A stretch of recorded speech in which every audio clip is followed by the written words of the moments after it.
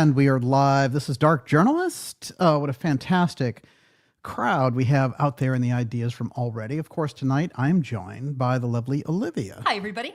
And Olivia, no reply at all. No reply at all. The government's response on the whole drone issue is still stunningly silent, and yet there has been a shift. They've gone from saying, well, this was a nothing burger. No, there are no illegal incursions. As a matter of fact, they're all just misidentifications to, you can't fly a drone in New Jersey or else you'll be subject to deadly force in taking it down. Well, that's a pretty big change in just a week.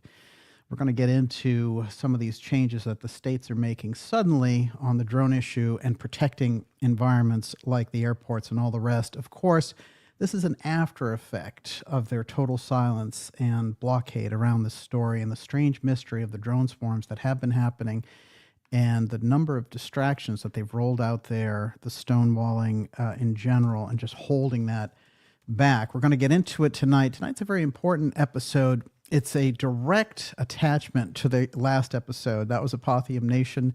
This one's Apotheum Nation 2, and it's Apotheum Nation 2 NORTHCOM COG UFO file. This is crucial, and it follows up on the pleasure that I had this week to host the Alex Jones show. That was a blast, let me tell you, and there were so many great responses, and what a pleasure it was to bring forward this information on that network. And one of the things I've mentioned before is that I consider Alex to be kind of an architect of the independent media, and to be able to bring in the edge of the X series Dark Journalist topics in that environment is that just that crucial combination of deep state knowledge on one hand and then bringing in the kind of UFO file esoteric side.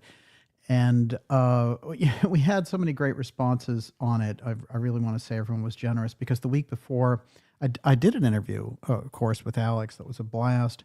And this time it was just like, hey, you know,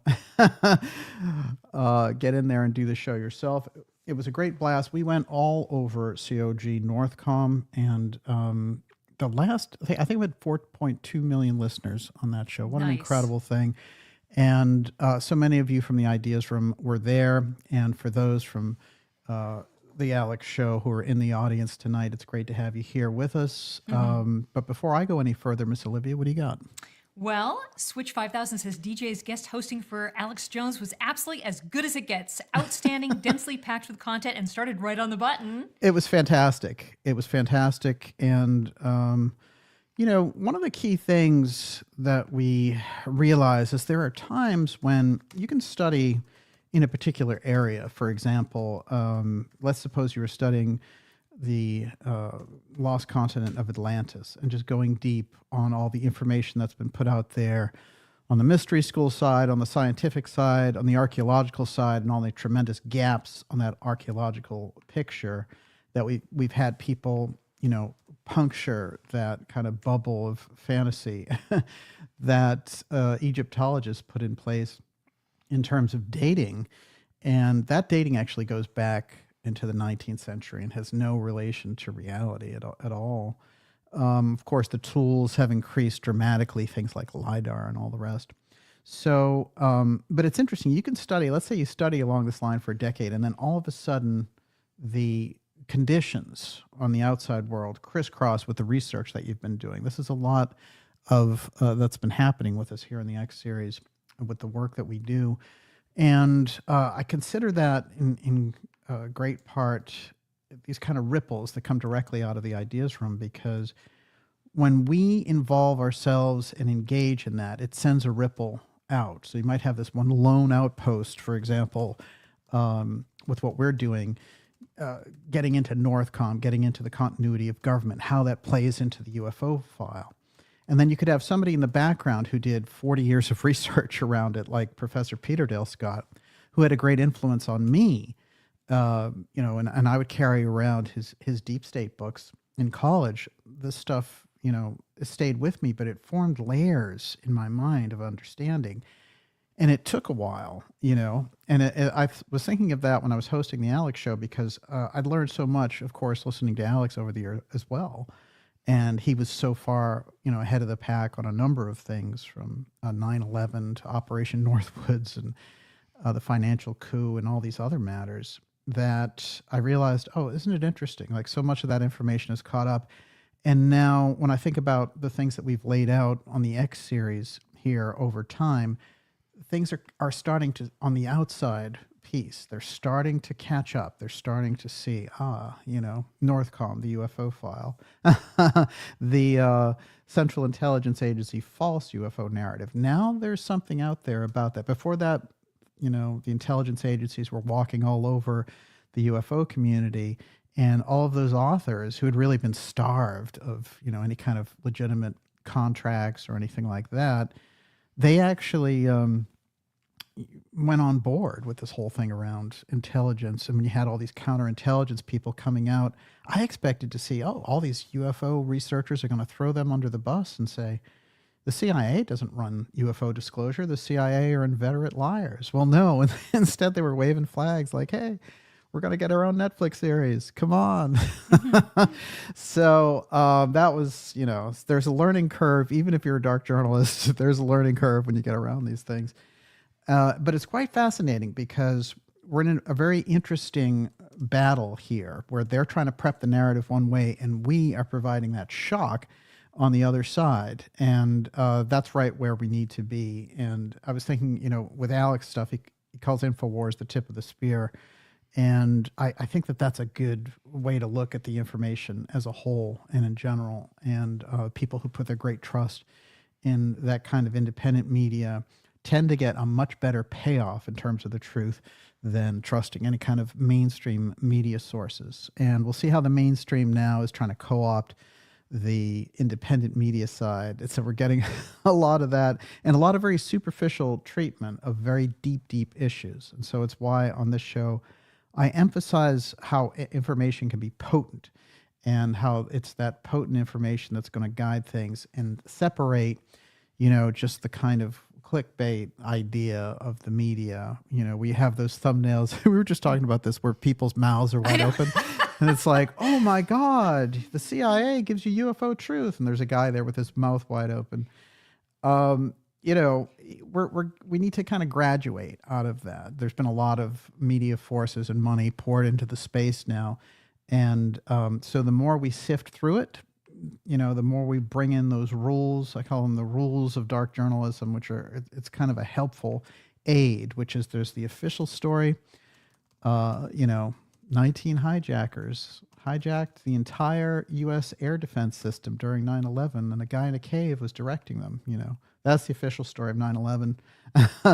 Then you have underneath that would be the secondary story, what the media calls the conspiracy theory, which is brought forward usually by thoughtful researchers, professors, authors, and they try to disparage that whole thing. But then underneath that is the third force, and we've been seeing a lot of that third force action. That's the junk conspiracy. That's the whole, when you get around deep events in history, like the JFK assassination, the driver did it, things like that. You have to watch out for the junk conspiracy because it's put out by the same people who are putting out the official narrative. What they're trying to do is knock out that middle piece because, as the late Jim Marrs taught me during our long conversations, obfuscation is the best weapon that these institutions have. And in the NORTHCOM role in this whole drone swarm rollout, I'm going to explain that tonight and get very deep into the continuity of government program and the UFO file directive inside of that program. No one talks about that, but we're going to talk about it here tonight. That is the blue UFO file. We'll get into all that tonight. We're going to go about an hour and a half with you here tonight in this special report, Apotheum Nation 2. And of course, that is the NORTHCOM COG UFO file. Before I go any further, Miss Olivia, what do you got? Mike Rotunda says, yes, we ain't playing around tonight. We're going deep. Absolutely. What else? You can follow up on that. Keep going. Christina Mystic says, DJ's voice is so needed right now. And Joe says, DJ the Info Warrior. Yeshua Emmanuel says, it's funny how far in advance DJ was with all this, LOL. And Wasala Dream says, oh boy, can't wait for another in-depth adventure. DJ always delivers. Fantastic. Well, it's great to have you all here. And of course, I consider this kind of symbiotic, synchronistic thing that happens with the ideas room to be a crucial aspect of what we do here on the show. One of the things I want to say in relation to this is when you get into it from the perspective of the way that we view these things, what I can tell you from doing deep research along the matters of psychic experience, ancient cultures, ancient technology, advanced technology, the UFO file, the deep state, what happens is you don't need fantasy. You don't need fiction when you get around these things. They are so deep. And when we've had, major networks and things like Gaia TV and stuff, and they create all this fiction around super soldiers and all this other stuff, and generally like ripping off myself and other researchers to do it, they don't need to create fantasy scenarios. The truth is so incredibly out there that if you just do the research, you'll have enough material for so many shows. And I would say, in terms of the X-steganography, which is the foundation of this series, in terms of that information, I've probably brought out about 20% of what I've researched on it. So there's that, it's that whole expanse of the information. And, when you think about it in terms of the different subjects that you'll go into, whether it's the mystery schools and the deep knowledge, the esoteric knowledge that's contained there and how that relates, since it goes back into history, how does that relate in the 21st century? There's so much information and there's so many exciting and really kind of, I would almost call them bizarre conclusions that we can come to that are really world-changing and also quite exciting, but they don't require any, imagination or fiction or anything because they're just that incredible, the facts themselves. And that's what we try to bring forward. Tonight, I'm going to show you where the original roots of the UFO file, some of those original stories like Kenneth Arnold and like the Kecksburg incident and others, even Roswell itself, plays in directly to this creation in the background of an emergency group that was set up to deal with massive emergencies, and how that continuity of government group, which was originally set up by Eisenhower and Truman to survive a nuclear conflagration, that kind of disaster. And they said, well, now that we have these weapons and the Russians have them, we need to create this gigantic network of underground tunnels. And you got the incredible expanse of the highway system during the Eisenhower period. On the top, we had the highways being built underneath the underground bases. And that government, though, got less and less oversight as time went by. And so the continuity of government group became ultra secret, but also the UFO file research X-Protect group became ultra secret. Those two factors merge in that shadowy corridor between aerospace and the intelligence agencies. That's the place where we can get the biggest answers around these questions. And we're right on the cusp, I would say, with all the changes that have taken place, the election, the announcement of a more transparent government from the incoming administration. We're right on the cusp of opening up a number of these things. And so what I want to do with these reports is give the public the tools of the knowledge around what those secret programs contained and what the names of those groups are. Now, I want to mention this about Blue, which is a program that was deep in the government and that continues to this day, and it exists directly underneath this continuity of government program, but it is the aspect that handles the UFO file, and it's been in existence since the 1940s.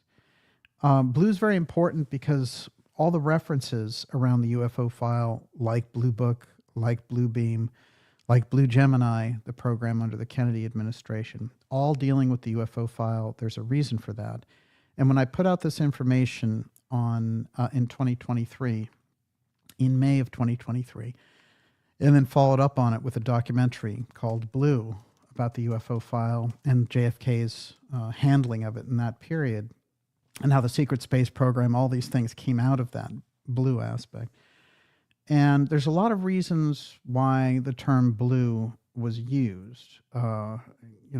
If you go into esoteric doctrine, there's a lot about the blue rooms. And then in Masonic doctrines, of course, there's the blue degrees. And they did, in fact, employ for the UFO file all the secrecy techniques learned under Masonic ways over the decades and over the centuries.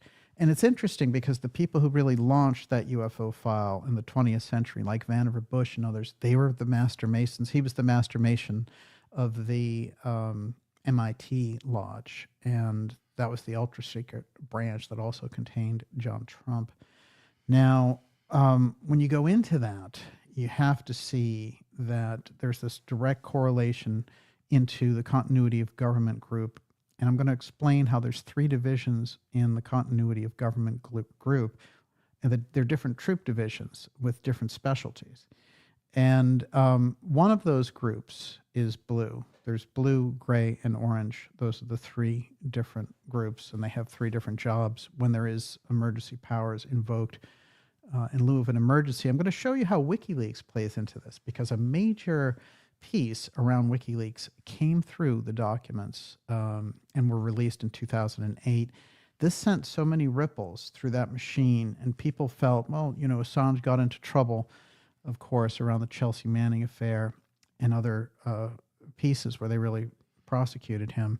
It's very interesting to note that he released a major trove of directives of the continuity of government program in 2008. I'm going to read from some of those tonight. We're going to put that all together. I wanted to mention one other thing in terms of all the responses that we got from hosting the Alex Jones show. I could say this, that there's so many questions that came out of that about how does the UFO file aspect relate to the drone swarm part. And I think it is very important. One thing I want to point out, and I don't point it out with any malice, but I think the independent media, while the mainstream media was doing the whitewash around the whole thing, the independent media seemed out of their center, and they had problems processing this. So they kept putting it back to the public being wrong and witnesses being wrong, and, they were just seeing airplanes.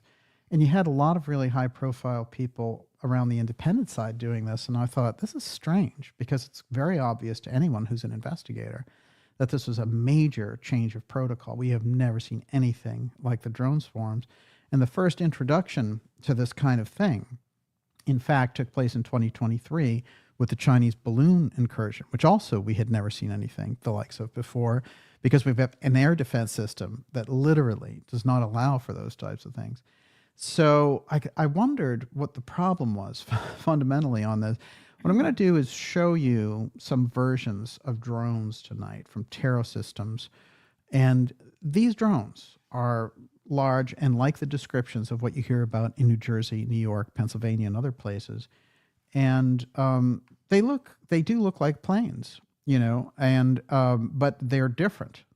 And, the sound of a plane, the whole environment is different. So when people were saying, I'm seeing these unusual things, it looks like an SUV flying over my house, I noted on Alex's show that Judge Napolitano had come out, and of course he's the libertarian judge who we've quoted on this program in relation to his conversation with Trump over the JFK files and other stories.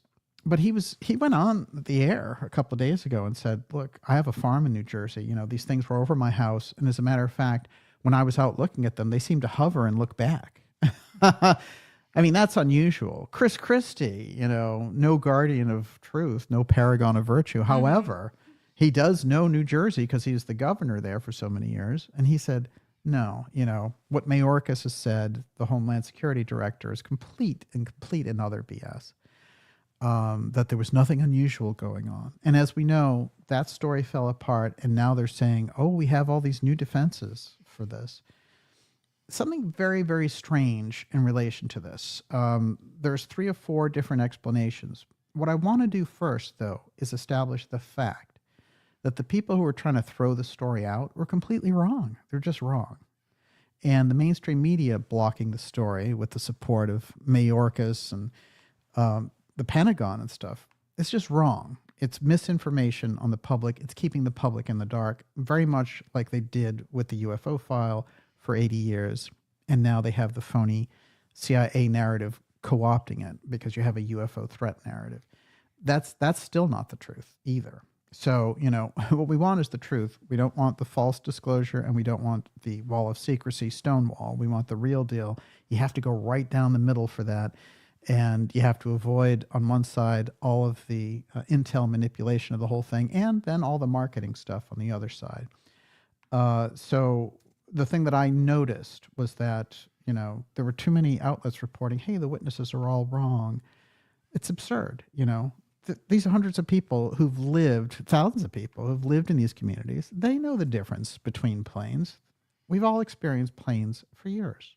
So, no, the witnesses were correct. Do you mean once in a while you might have misidentification? Of course. But no, the majority of witnesses were telling us on the ground about these drones. And by the way, there are drones spotted here in Massachusetts now over Natick, Mass. How far is Natick now? 20 miles? Here from us here in Cambridge.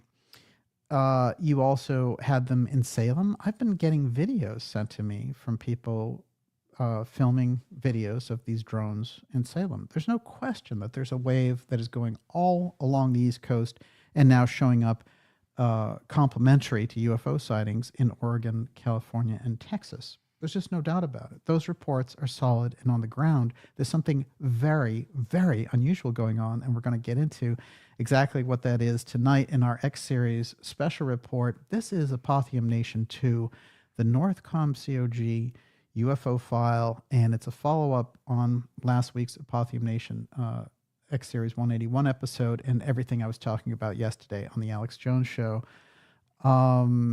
Miss Olivia, what do you got there for temperature? Wayshowers says, question, can DJ comment on Elizondo's take on the drones?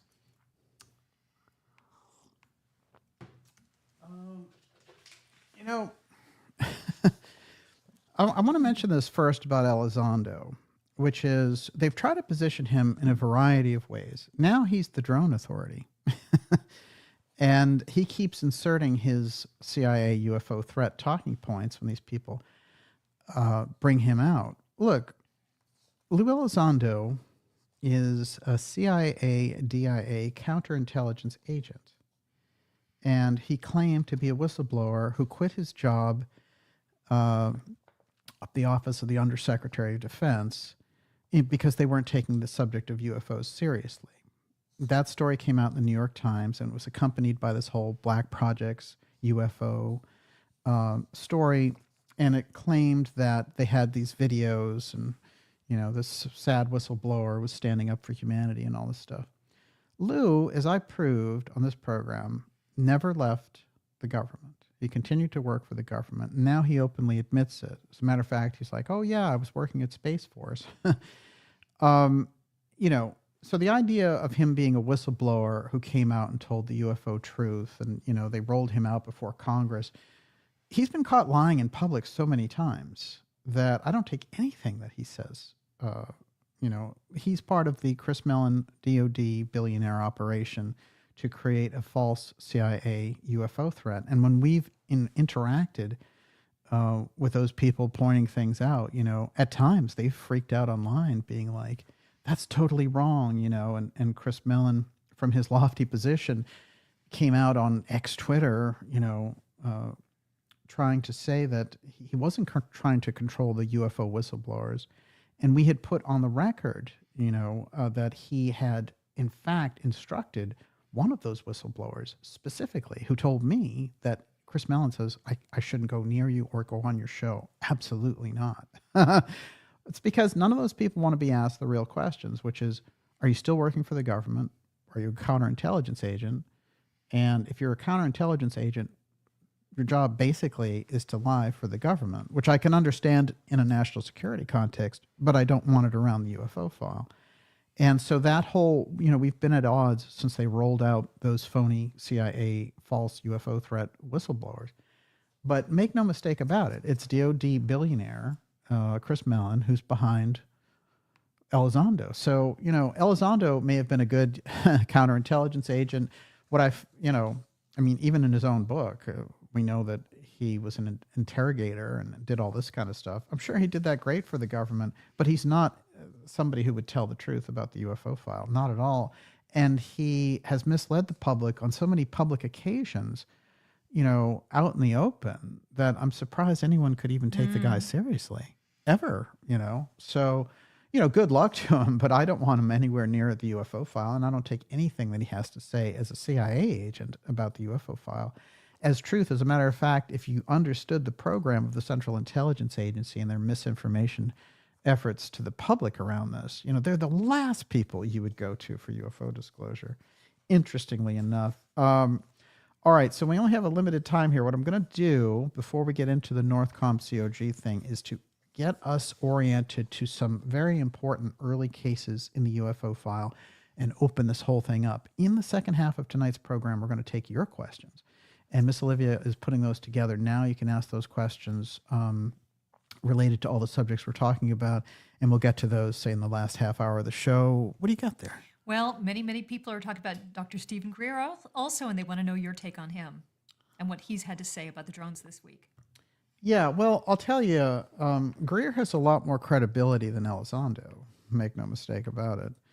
And Greer knows that that's a false CIA UFO threat that the Mellon Elizondo group is pushing. And I think through having people on like John Warner, who we've had on this program many times, who's the son of Catherine Mellon and John Warner Sr., the senator from Virginia, the late senator. Greer's had some genuine good people, I think, come forward, and he's conducted a lot of very important interviews over the years relating to the UFO file. There are aspects around Greer's stuff that get into other areas of kind of supermarketing guru type things that don't, that's not an area that I can really speak to much in terms of what the kind of things that he promotes in that arena, or CE5 or any of that stuff. But I can just tell you, at least he understands the deep state influence on the UFO file. And, I guess there's imperfections whenever you get around a particular field. So, but those press conferences and things where he's brought forward people, I think, are valuable. So there's some value in the work. Can I make a comment here? Yeah. Okay, so I think what we get are similar questions every show, and what people want are like the Cliff's Notes version that they can trust, because there's so... ufology is, what do we have, 70 plus 80 years? Yes. It's immense. Even the experts disagree with each other. There's no question. It's hard to summarize. One thing that you can do, though, is anyone who is involved deeply on the CIA side, and that includes the umbrella around that, NGA, NRO, CIA, it's honeycombed with this whole disinformation piece. That's just a fact. But if you get around a counterintelligence agent in relation to the UFO file, it's not, it's good. If somebody really was kind of on the run because they had put this information out, the entire environment around it would be different. You don't get a TV show for that kind of a thing. But no, I agree with you, though. It's hard. It is a hard thing to summarize. There's no question about it. Let's talk about Kenneth Arnold. He wasn't involved with any intelligence agency. He was a pilot. As a matter of fact, he was a pilot selling to other air groups this idea of insurance around fire insurance for planes that caught fire and things of this nature. Well, it's quite interesting. He heard back there in 1947, and this is where the wave took off of UFO sightings. But even before Roswell, on June 26, 1947, he was flying over Mount Rainier because he had heard of a convoy that had gone down, and there was actually a reward because they felt, well, these Marines who went down there, they might still be alive, even though their plane disappeared. And so he actually took up the challenge to go out there and find them. What he encountered instead was this incredible wave. And this was a guy who, was a pilot and knew kind of the basics around all the things that we had available for flight at the time.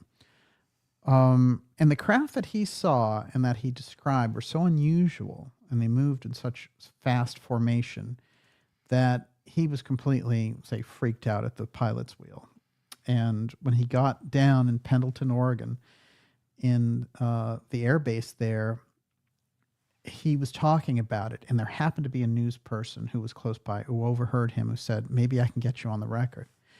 Now, this was such a random occurrence in the way that it happened that there's no like setup of a intel op around flying saucers. This was a pilot who was looking for something and encountered something else, and then in spilling it, his story got exploited a little bit. But I think the story of Arnold gives us so many clues because it includes the Men in Black aspect immediately. It includes the Apotheum aspect, which is something that is, we put on the record here. I've done documentaries on Apotheum. I coined the term, and it represents the unusual effects that take place, a distortion physics that takes place in the presence of the UFO file or in the presence of X technology. So a quick comparison would be, for example, some of the unusual effects that take place around UFO sightings, like missing time or, people walking through objects and things of this nature, also take place around things like Nikola Tesla's experiments on a very top secret level. So that X technology then resides inside of that wider UFO file. The Apotheum effects are what the groups who are studying it are trying to protect. That is the highest national security secret, the UFO file in the United States government. And I cite him often because he doesn't even have a Wikipedia page, but it's physicist Robert Sarbarker, who really got wiped from history there. But he was the one who came out and talked about it and said, "Oh, I always figured that they would come out and talk about this, like when these UFO researchers caught up with him in the 1980s, they said, you made some statements back here in the 50s about the UFO file and its secrecy level. Can you open up about it?" And he said, "Oh, yeah, well, I worked on that program, but, Vannevar Bush was in charge of the UFO file, and we redeveloped and tried to re-engineer some of the crashed craft, and we did. We found beings inside, that the beings were like insects. Somebody had built these beings probably to withstand the incredible G-forces that would happen with the speed of these craft." And he said, "I'm surprised this never came out." Well, it's interesting to note that he gave a couple of interviews like this in the 80s, and then he was getting into his car one day, and he lived actually here in Cambridge. This incident happened in Florida. But when he went to get into his car, there was a jelly-like substance on the door handle. And he felt weird immediately when he was driving. And the last thing that we know is that he called up his son and said, "I'm having heart pains. I had all this jelly on my door when I was getting in, and I felt weird ever since." And he died shortly after that. And there were UFO researchers like Wendell Stevens in the era who felt that he had been taken out as a result of explaining all these things to a very rogue UFO researcher. I keep his book back here, UFO Crash at Aztec, Bill Steinman. And in that book are the statements by Sarbarker. So we know that this thing had been moving through the government, and we know that there were a number of people involved in the redevelopment process, but it was so ultra secret that it was a higher secret than the nuclear bomb. So that's where the level of secrecy sits. And there's so many scientists and side stories about it, but your final conclusion is this thing operates on that super secret level. And the reason, based on my own research, is this Apotheum effect, which distorts time and space and really is a reality distortion physics. And the problem with it, I think, in terms of the deep forces inside of that national security state structure are that, the ability to perfectly aim this thing is not quite what it should be at this point. And I'll have some examples for you on that. But Kenneth Arnold's story is very interesting, but that's just the beginning of what he had to say and the encountering those craft.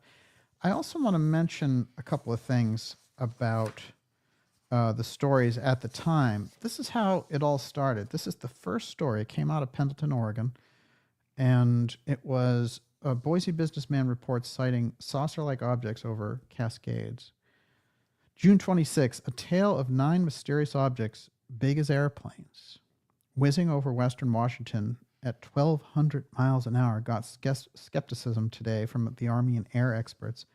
The man who reported the objects, Kenneth Arnold, a flying Boise, Idaho businessman, clung, however, to his story of the shiny, flat objects, such as the big DC-4 passenger plane racing over Washington's Cascade Mountains with a peculiar weaving motion like the tail of a kite. Later, he would say, it was like skipping a saucer across the pond, the way they moved. And that's where they got the whole term from. In fact, what's unusual is you'll find him describing the look of them as they're not actually saucers. I'm going to show you that in the middle. That's the original story that got all this going. And the craft themselves are unusual. This is an artist depiction. And of course, he drew the craft on a number of different occasions. These are the craft. This is the wave that he saw. So you can imagine you're out there, you're a pilot, and you see this group of objects. I mean, this is not just one object. And they are unusually shaped and they move strange, but they're going incredibly fast. And he figured out how to calculate the speed and figured it was somewhere around 1,200 miles an hour. What I found interesting was later, in 1970, he gave an interview. And he said, you know, they've kept the secrecy throughout the Air Force and all these things. And he was actually surprised that the field itself hadn't grown since he had put this story out. But he said, flying saucer is a misnomer of sorts, said Arnold. Most of these objects are raft shape. They look something like the axes that were used to behead people back in the Middle Ages. This I found very interesting because, I don't know about you, but raft shape, this is not something I was familiar with. Ultimately, people who are dealing with sails and things of that nature and understand the water will realize that it's basically a triangular sail that sits on top of a square sail. And I got some images around this. Let's see if that shows up. Well, we get maybe, no, it doesn't show up that much. But you get the idea generally. Flying triangles. And this is going to be important because one of the things that I can connect the current COG NORTHCOM commander, Gregory Gio, to is a major event at Fort MacDill Air Force Base having to do with triangle UFOs.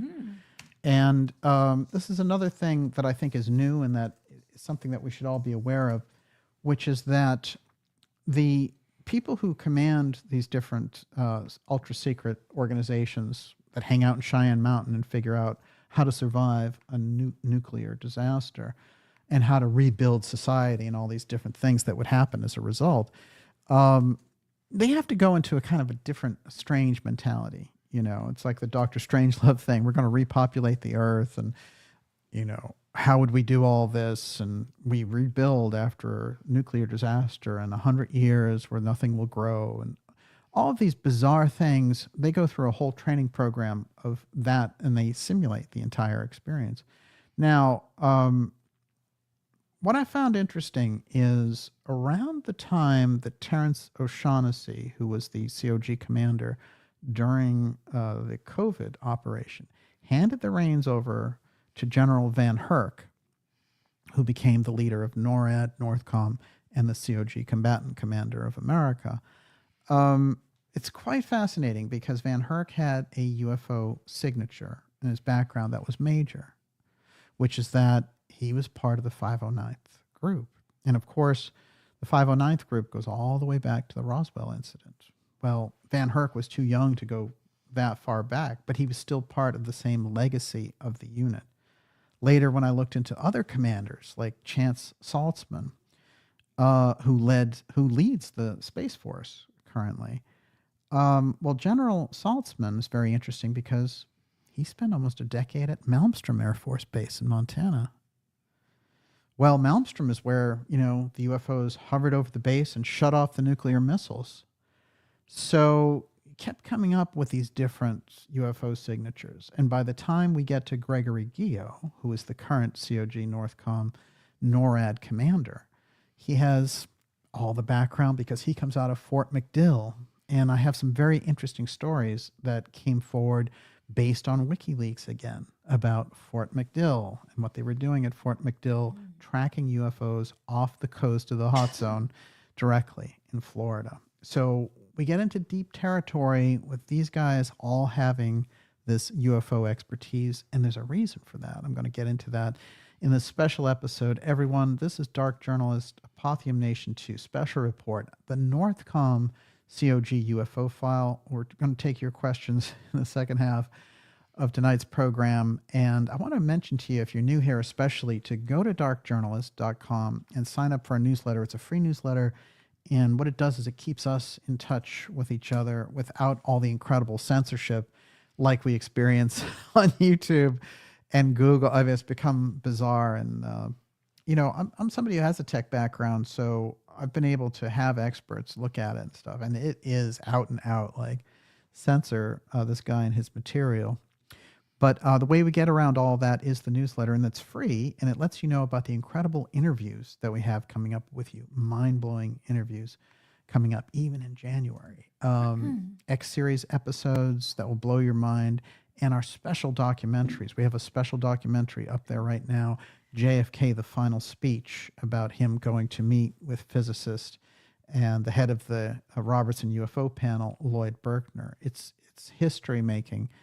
And we put so much in there. It is the Antarctica UFO file directly related in the Kennedy story.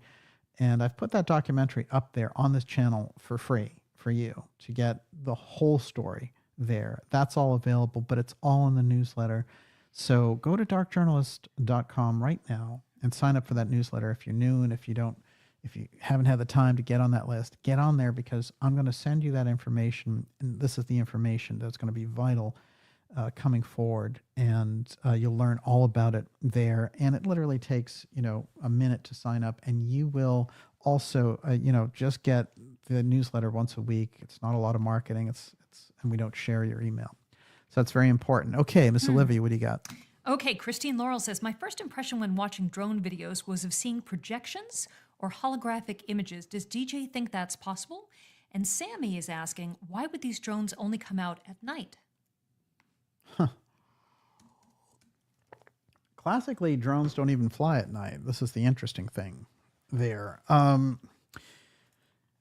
They have certainly projection technology that has to do with holograms and things, but these things were definitely visual on a level. And when people are filming them and you're looking at them, you're looking at solid objects. There's no question about it.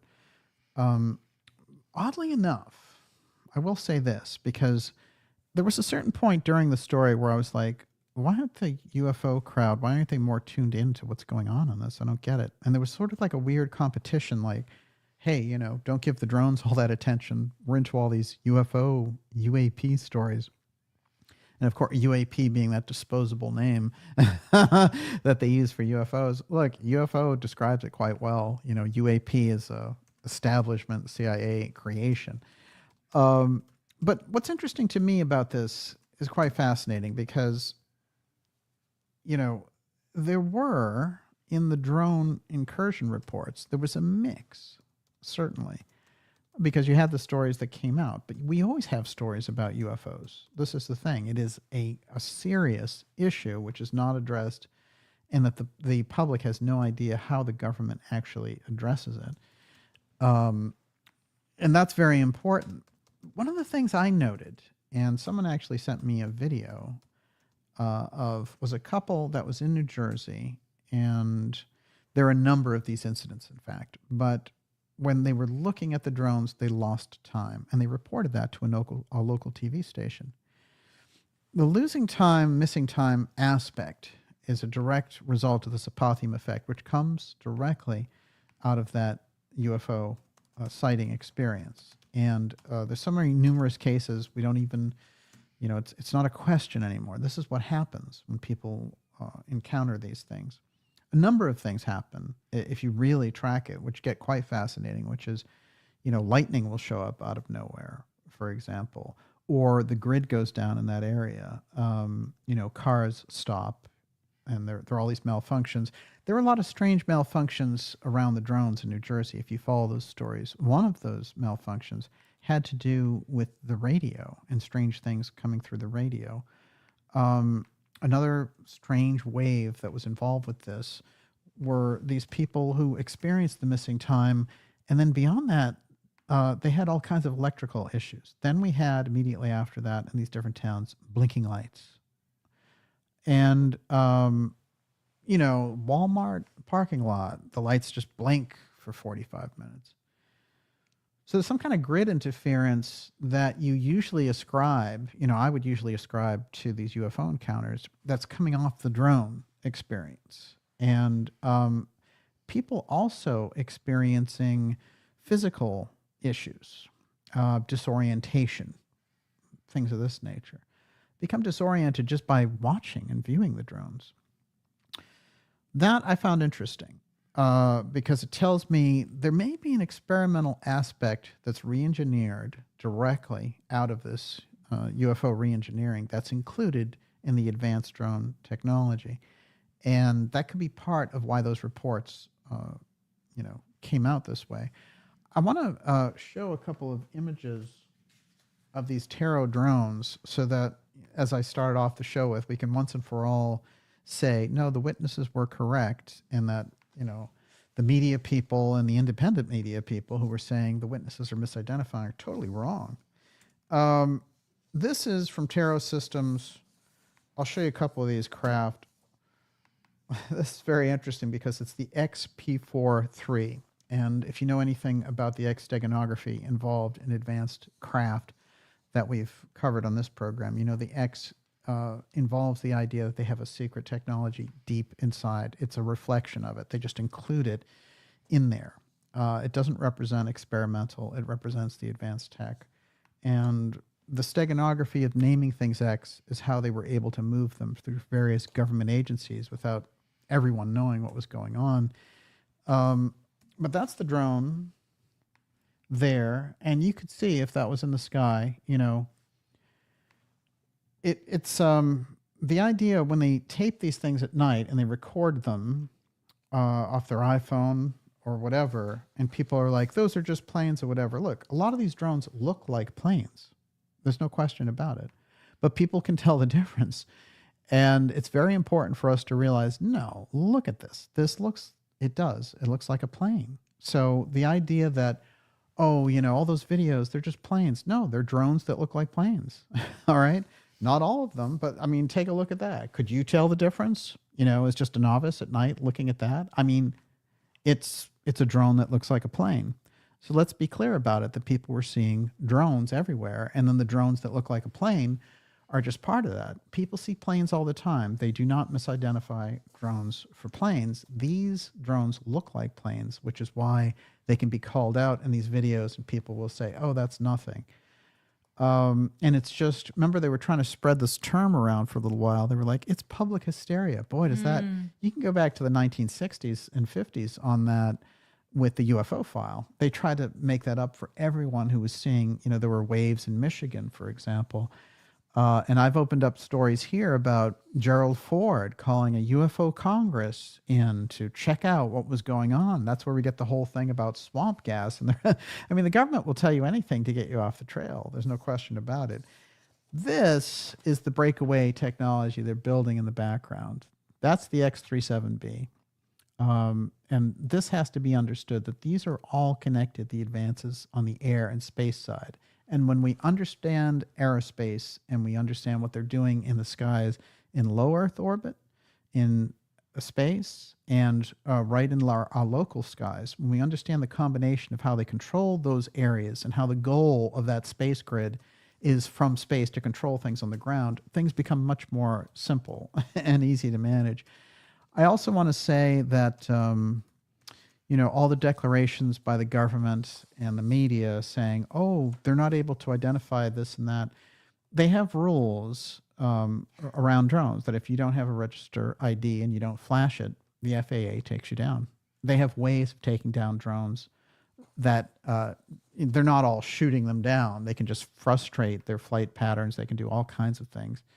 They have systems set up for that. And I've read about them for years. And I'm not a pilot, but I know about them. So the idea that they would play this off to the public, I think, is really dramatic in terms of how they think about our intelligence and what we'll accept, as it were. So there's no question that there were drones that were flying and that the explanations about them and what they were completely false. And the idea that the government didn't know was also false. And that is something, and it's funny because when I was hosting Alex's show, Alex popped in even though he was on a trip, and he said, what do you think about the change in the tone after Trump came out and said the government knows where the drones are coming from? And it is true. You started to see a crack in the ice in the reporting from the government side. And they weren't exactly saying the truth. They're still not saying the truth, but they were starting to say, well, we know what they are, but they're operating lawfully, which is completely false. But nonetheless, it was a shift. And I think that Alex, with all of his years of looking at misinformation around this, he caught the shift in the conversation, which I think is important. And I will also say that for Alex and the work he does at InfoWars, when I was on there and we were talking about it, he understood directly the relationship between the UFO file threat and the drone swarms. That's very important because,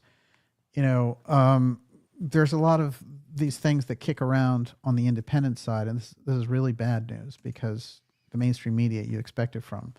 But when the independent media drops the ball on a major story like this, and it's just like, oh, you have witness hysteria from planes, that's bad.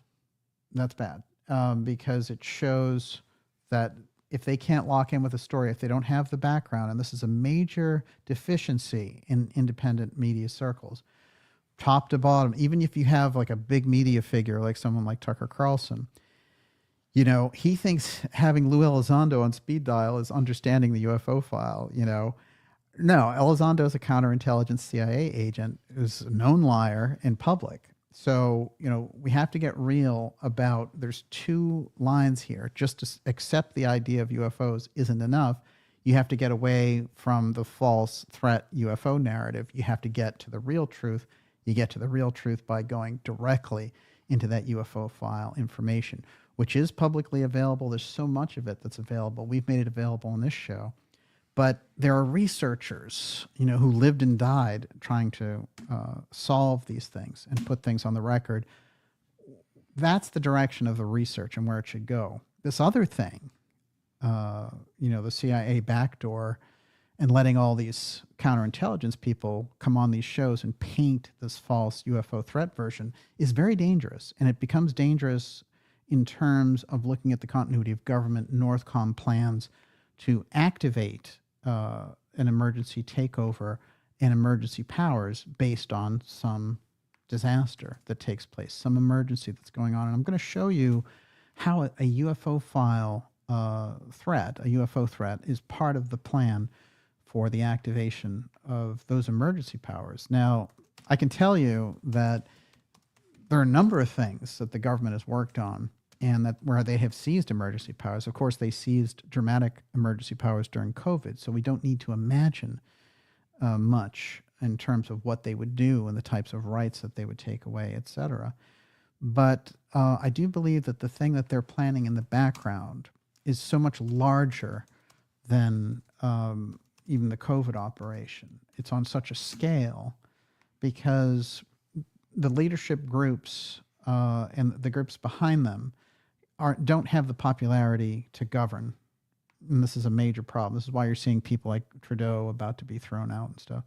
They simply do not. And the only way they can get things done in their governments, and I like to point to Macron in relation to this, is just to call in emergency powers. That's what you saw Governor Newsom do with the bird flu thing this week. And it's a dramatic turn. He's somebody who during COVID said, hey, I can call martial law anytime I want.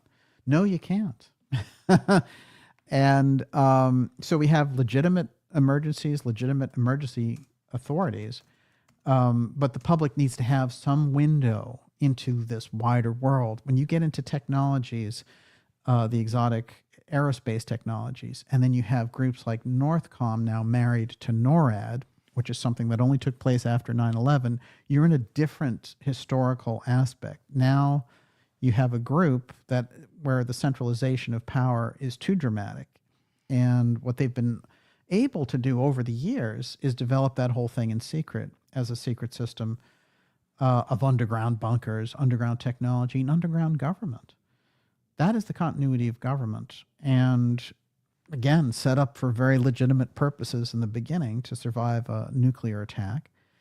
But over the years, oddly enough, as we've pointed out in this program, through the deep events in history, that COG operation has come up more and more. And we're going to get into that by exploring General Gio, who is the current COG commander, in this next segment. Everyone, you're watching the Dark Journalist Show.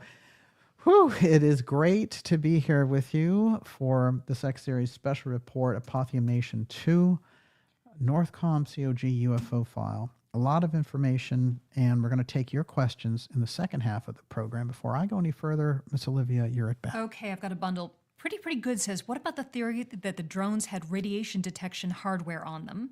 David Donaway, drones might fly at night for low wind if they were tracking traces from suspected nuclear weapons and even using ultraviolet light to track trails or follow infrared signatures. And Mitakwe Oyasin, word is in circles that NATO sent some tactical nukes to the Ukraine. They ended up missing.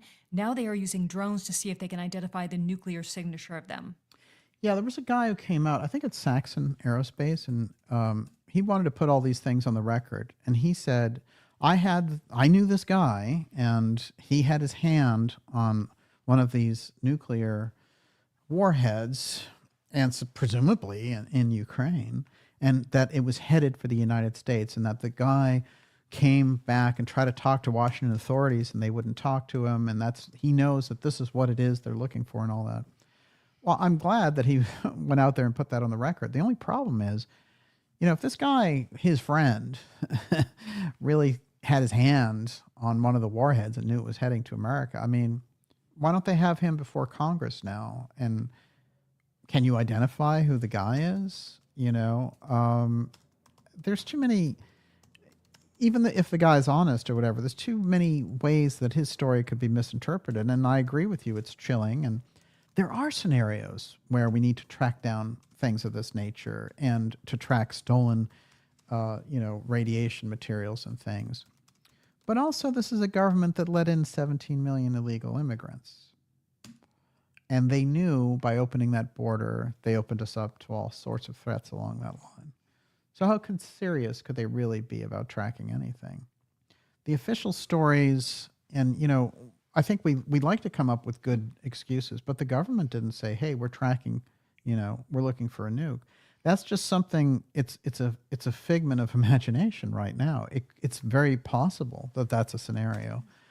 But this guy from Saxon Aerospace coming out and saying it, it's a drone company that he has, and he has some wisdom around that. And, he's probably telling the truth about his story. But if you can't produce your friend who saw a nuclear warhead in Ukraine and knew it was headed for the U.S., I don't know. I mean, how the story kind of dies right there. You can't really do anything with it because, even if I believe you, you need to prove it to the public and you need to prove it to authorities in order to get that story going. And, if you can't produce them, then it's just a nice story, right?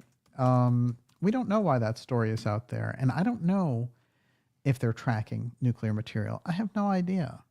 But I can tell you that the denials on the part of the government are blank lies to the public. And also, there are people who have expertise. A number of them have come out who said, you don't use drones for nuclear sniffing at night. And the way that the stories have broken. So you have that whole school of thought out there about it. So, no, I don't think it's very clear. What I do think, and there's another story that came out, by the way, a military intelligence story that Dick Russell put on the record. And, Dick Russell is one of my favorite authors, but he's one of my favorite authors because he wrote The Man Who Knew Too Much, which was all about Richard Case Nagel. And he was the person who was deeply involved during the JFK assassination. He was hired, he's sort of a triple agent. He was hired by these government agencies. He had, pretended to defect to Russia and then defected back to America. All these different things that took place with him. It was a very interesting spy intrigue with this guy. But he was tracking the movements of Lee Harvey Oswald and for the CIA, for the KGB. It was like this weird triple agent situation. And at a certain point, he realized, this guy's going to be involved in the JFK assassination, either as a patsy or as an assassin, and I'm going to get blamed just for being around it. So he walked into a bank in San Antonio and shot off a round into the ceiling and waited around for law enforcement to pick him up so he would be in prison. He'd be in jail during the whole incident. And when they grabbed him, now this is in September, before the assassination, September 25th, Case Nagel had a false ID of Lee Harvey Oswald on him. It's a very unusual story, in fact. He was put in jail for a short time for an attempt to rob a bank. But his story came out, and Dick Russell told the story, and Dick Russell has also written about RFK Jr., and he's a lot of very interesting things. I've never seen him around the UFO file, so this was interesting to hear his input on it. I guess he has a book coming out about UFOs next year. But what he had to say is that this military intelligence person told him, a trustworthy source told him there was a rogue group in the military that had stolen 16 drones. And that the whole thing was involved with a plot in order to use the drones to assassinate President Trump. Now, there's a lot of stories that go around in relation to assassinations of the president and president-elect here. All I can tell you is, of course, there were two major attempts on President Trump, and they were both highly unexplained by official sources. They were highly suspicious, and they were obviously coordinated. Ryan Ruth, of course, and Thomas Matthew Crooks. So those deep state assassination attempts did not succeed. Was there a drone program around this? How does it explain this massive wave of drone stuff? Were they looking for missing drones? You see, those stories ping-pong around, but Russell had said the military intelligence guy he got that from was a reliable source. So it's worth keeping it in the back of our head. The thing I will tell you that was taking place in November before the real swarm started was an operation by General Gio at NORTHCOM, and that operation was called Homeland Synchronizer. That's what we're going to get into next here on the Dark Journalist Show in the special report. This is Apotheum Nation 2, the NORTHCOM COG UFO file. Before I go any further, I want to mention to you, especially if you're new here, and if you saw my presentation yesterday on the Alex Jones Show, go to darkjournalist.com and sign up for our newsletter. It's a free newsletter, but it keeps us in touch. It's a direct pipeline around all the amazing censorship that we experience because of the cutting-edge information we present. And, the way that works, you'll basically get an email once a week letting you know about the incredible interviews, X-Series episodes, and documentaries that we have coming up. Of course, we have Hacking Atlantis, which is the documentary that goes really deep on the Casey aspect. And believe it or not, Atlantean technology comes up tonight because, of course, this is the Dark Journalist X series.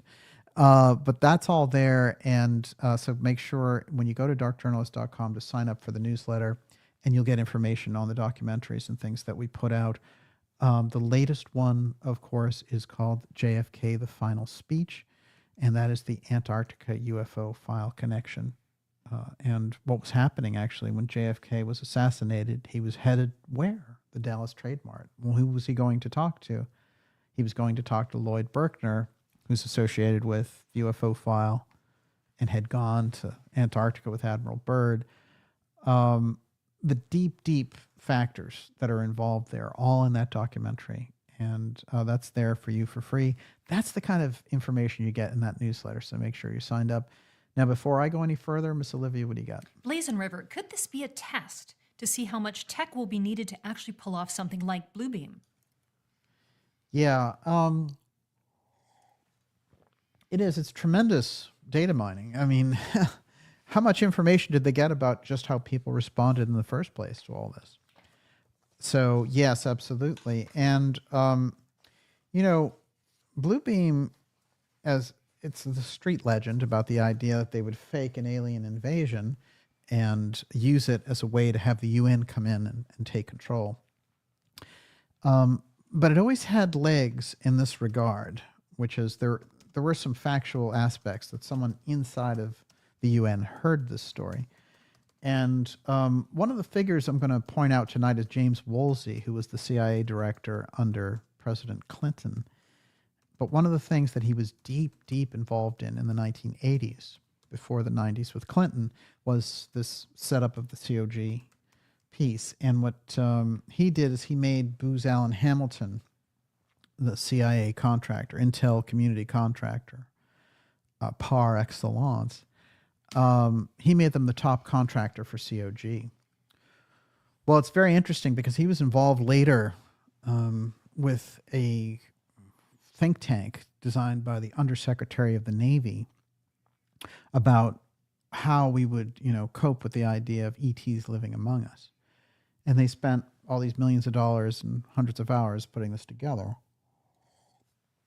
Woolsey, as the Clinton CIA director, was right in the heart of that. And because, it's funny, they mentioned Greer earlier today. Mm-hmm. Someone came up with that question. Well, Greer had heard that Woolsey had a deep interest in the UFO file. And it's quite fascinating because Greer hunts down Woolsey. He goes to these dinner parties and things, and he often speaks about, I briefed him on UFOs and gave him all this information. And what Woolsey, writes a letter kind of dismantling this narrative a little bit and saying, he just approached me at this dinner party. He didn't brief me. I didn't ask for a briefing and all the rest. But obviously there was a crisscross there. The point is that Woolsey had this deep interest in the UFO file. Later, when all of these, false CIA whistleblowers were coming forward during to Congress and all the rest, Woolsey comes forward and says, I know there's life out there and the UFOs are real. My friend's plane was stopped at 30,000 feet and just hung out in midair based on the fact that, he had encountered this UFO. So this is his story now. Suddenly, John Brennan, CIA director, the drone king under Obama, he was like, oh, there's life on other planets. We need to admit it, When I started seeing all these UFO people, the CIA people getting into the UFO file, I knew we're in deep waters here. But it's interesting about Woolsey because I'm going to show how he's connected with the UFO aspect of COG and the fact that here he is, this connecting link, huge in COG in the 80s, then Clinton's director of CIA in the 90s, working in this think tank around how do we deal with ETs living among us, how would the public react, and then coming out with all these stories in 2020. The kind of cherry on top, the icing on the cake with Woolsey, which I find hilarious, is that he wrote a book in 2020 during the pandemic called Operation Dragon, which was all about how the Russians killed JFK, not the CIA. Yeah, you get the idea. But he's a deep player in the COG UFO combination. That crisscross is something I'm introducing. I've been introducing it for a while. And this is the key thing we need to understand. NORTHCOM, COG, NORAD, the UFO file. Those things together, the activation of emergency powers through a UFO file threat. That's the deep part we're getting into tonight. Miss Olivia, what do you got? G. Myers-Gilmer. How does the United Aerospace Security, Safety, and Security Reauthorization Act of 2024 and the FAA Reauthorization Act of 2018 that expires today sync? H.R. 8610 is insidious, already passed the House. Yeah, it's very interesting. There are a lot of things going on around rules around drones. around the FAA. I'm going to read, I have a couple of these here tonight. And this is very interesting. What's happening out there is there's a lot of forces around the government that were trying to, and I mentioned Operation Homeland Synchronizer. I'm going to actually, as a way of answering your question, get into that piece right now, and that is the Gregory Guillot aspect around this. So let's start off with this. You've got at NORTHCOM now. NORTHCOM was created artificially. We're run militarily by NORTHCOM in North America. Doesn't make any sense because for years, of course, we had Posse Comitatus, which said you can't have the feds running people on the ground. We had those rules after Reconstruction because of the problems that took place after the Civil War. And so there was an agreement that was made in relation to this, and the agreement still stands. It's the law of the land. But somehow NORTHCOM got in there. How did they get in there? Through emergency powers. Where did those come from? The September 11th attacks. Now, so many things came out of September 11th, but the architects of the continuity of government program were there, standing, waiting in the wings to flip the switch and activate COG, which on the record they did after 9/11. Now, 9/11 saw as Defense Secretary Rumsfeld, and Defense Secretary, of course, our friend Cheney. When you see Liz Cheney being floated out there as this big anti-Trump, never-Trumper, it seems to be a bit of a stretch even beyond the fact of, some animosity towards Trump or whatever. I mean, after all, isn't she a fellow Republican? Well, the never-Trumpers are very interesting because especially since her dad, Dick, was set up as the person who set up the 80s version and then updated it in 2007 of the continuity of government program, far expanding it beyond what it was, which was a program to survive in case the government was decapitated and you needed another government serving underground to fight during a nuclear war. Well, this thing expanded it dramatically. Suddenly they had powers to round up dissidents through main score, and they had a number of things where they expanded the bases, they expanded the powers of it, and they got rid of the oversight.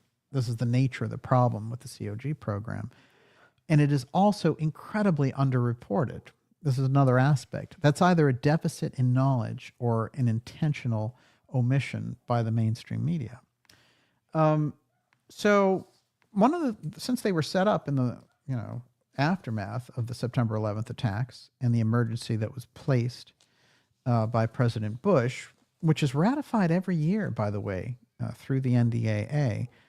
Every president has to sign on to that, whether it was Bush, Obama, Trump, or Biden. And Biden will sign on to it now in a couple of days. They sign on to that September 11th emergency. That emergency contains the COG powers. So, in fact, we live under COG as a result of every president renewing that emergency. We need to get rid of those emergency conditions and emergency powers out of the NDAA. And I want to make a note on this with the NDAA. That program, it controls $1 trillion of military defense spending. So if you try to interfere with it, there's so many people and so many interests involved that they scream, you're blocking all these funds for the military and all the rest. So by attaching the emergency to the NDAA, they guarantee that the president must sign it. Anytime they want to get something through, just attach it to NDAA. That's how they got AERO, which is the UFO Defense Office. This is the opening up of the idea of, there's a UFO threat out there. We need billions of dollars to protect the people on the ground from it. Don't believe it for a minute. They've been studying the issue for a long time in the background, and they've developed a UFO threat. But this, I found very interesting, the image that sits there in the front of NORTHCOM. And I put this up on my X feed earlier, which is one of the beams from the Twin Towers that was destroyed during September 11th. And then they put a globe around that beam. what I got from the symbolism there might be a little different from what they intended, but what I got basically was, as a result of us activating emergency powers, we now control the globe. And like I said, that image is available in my Twitter X feed if you want to go back and take a look at it. But I think it is a very compelling piece. All right, so I'm going to lay out some things here about GEO and the UFO file. Then we're going to go back to Kenneth Arnold, believe it or not. Everyone, you're watching the Dark Journalist show. This is Dark Journalist Apotheum Nation 2, the NORTHCOM COG file. Here we go. All right. Operation Homeland Synchronizer. What is it?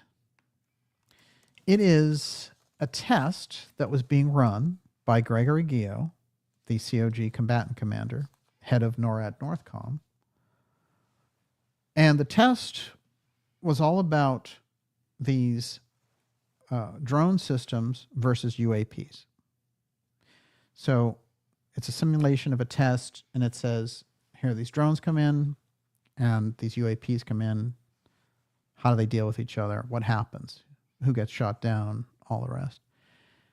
They did it in the Southwest. They did it in Colorado. They did it in Canada.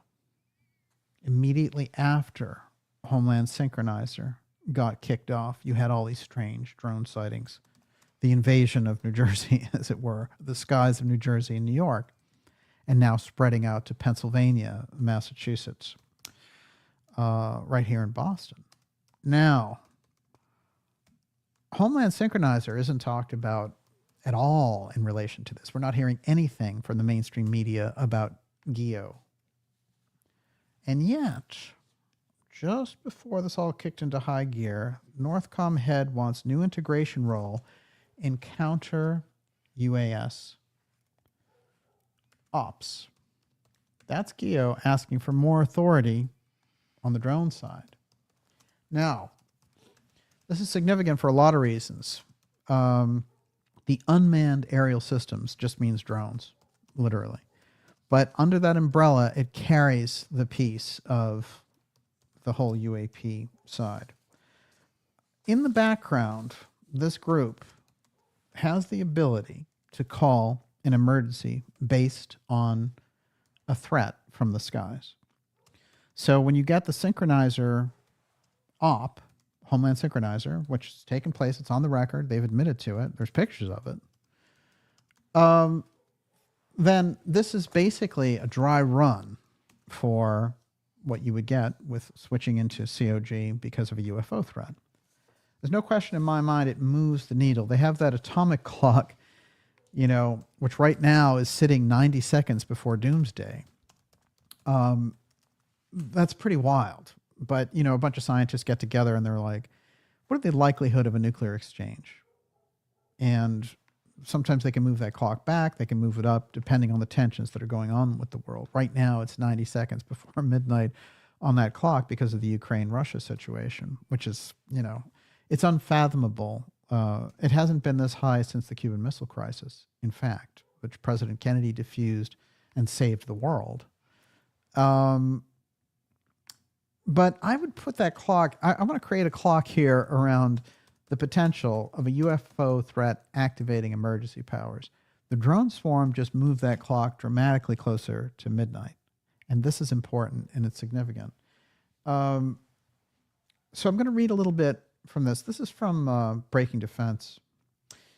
NORTHCOM head wants new integration role in counter UAS ops. Gregory Geo, General Geo, told the annual SMD symposium that he also believes the U.S. military needs to increase its efforts to field directed energy weapons, DEW, to counter not only uncrewed aircraft systems, but also cruise and hypersonic missiles.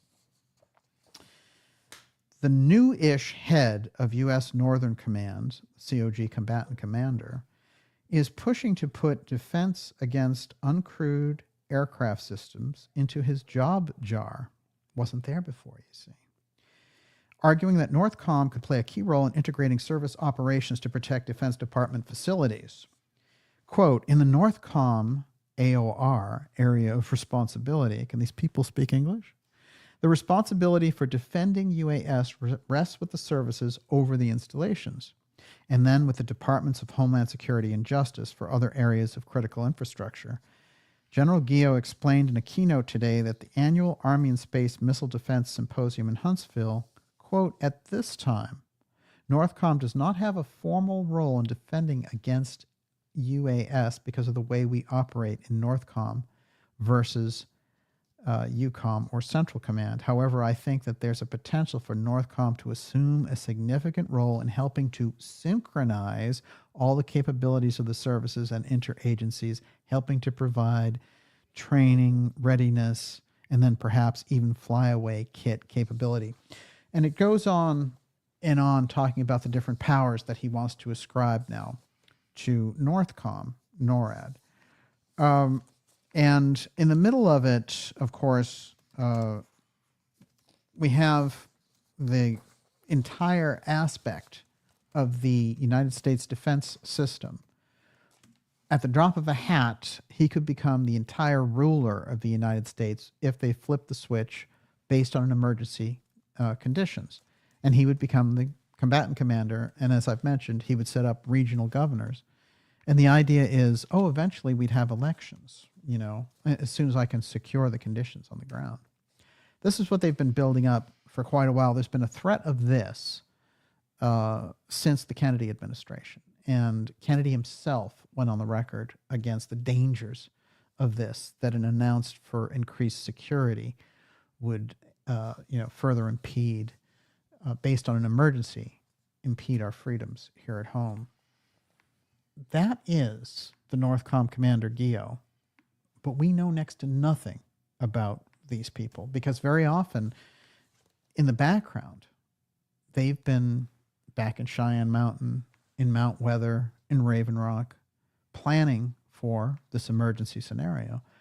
And very often, up until 2020, we hardly even knew their names because the whole thing was so secret. As a matter of fact, in 1987, when it was revealed that Oliver North was using the so-called Doomsday Communications Network through COG to set up the missile sales between Iran, the whole Iran-Contra thing, and feeding the sales back to an illegal insurgent group back in Central America to take down the regime there. Well, North was being facilitated through Vice President Bush to use this Doomsday Network in order to set those things up. He was using the Doomsday Network, which was supposed to be used in the event of a real disaster, like a nuclear disaster.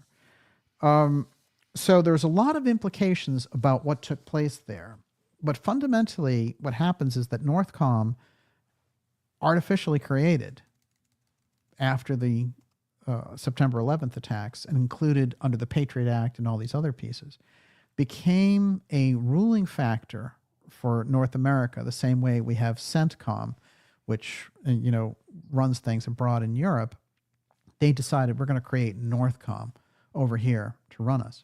It's not set up in the Constitution, so it's an extra constitutional creation, as is the Central Intelligence Agency. This is the nature of unchecked power, and we barely know who these people are. Well, one of the things that I found out in relation to Gio and others, as I've mentioned, is their key role in setting up and tracking the UFO file. Somehow, these people are very, very involved with that. When you get into that crisscross, you start to understand the emergency powers aspect in relation to the UFO threat aspect. If we can bring that forward, the possibility of them using it becomes much more minimal. But if we're just hanging out there and they're collecting information about a threat from above to activate these emergency powers through NORTHCOM and NORAD, then we have a problem. And the reason that, we have a lot already on the record about this being an extra constitutional force and operating with little or no oversight. That's already a problem, okay? Bringing it in with the UFO threat is the other aspect I'm saying that they're working on. But if somebody were just coming from a place of believing in freedoms, in the American Constitution, the presence of NORTHCOM, the creation of NORTHCOM, is completely illegal, and it comes out again of this emergency system. But that COG system has had a huge influence on America. all the way back to the Kennedy assassination.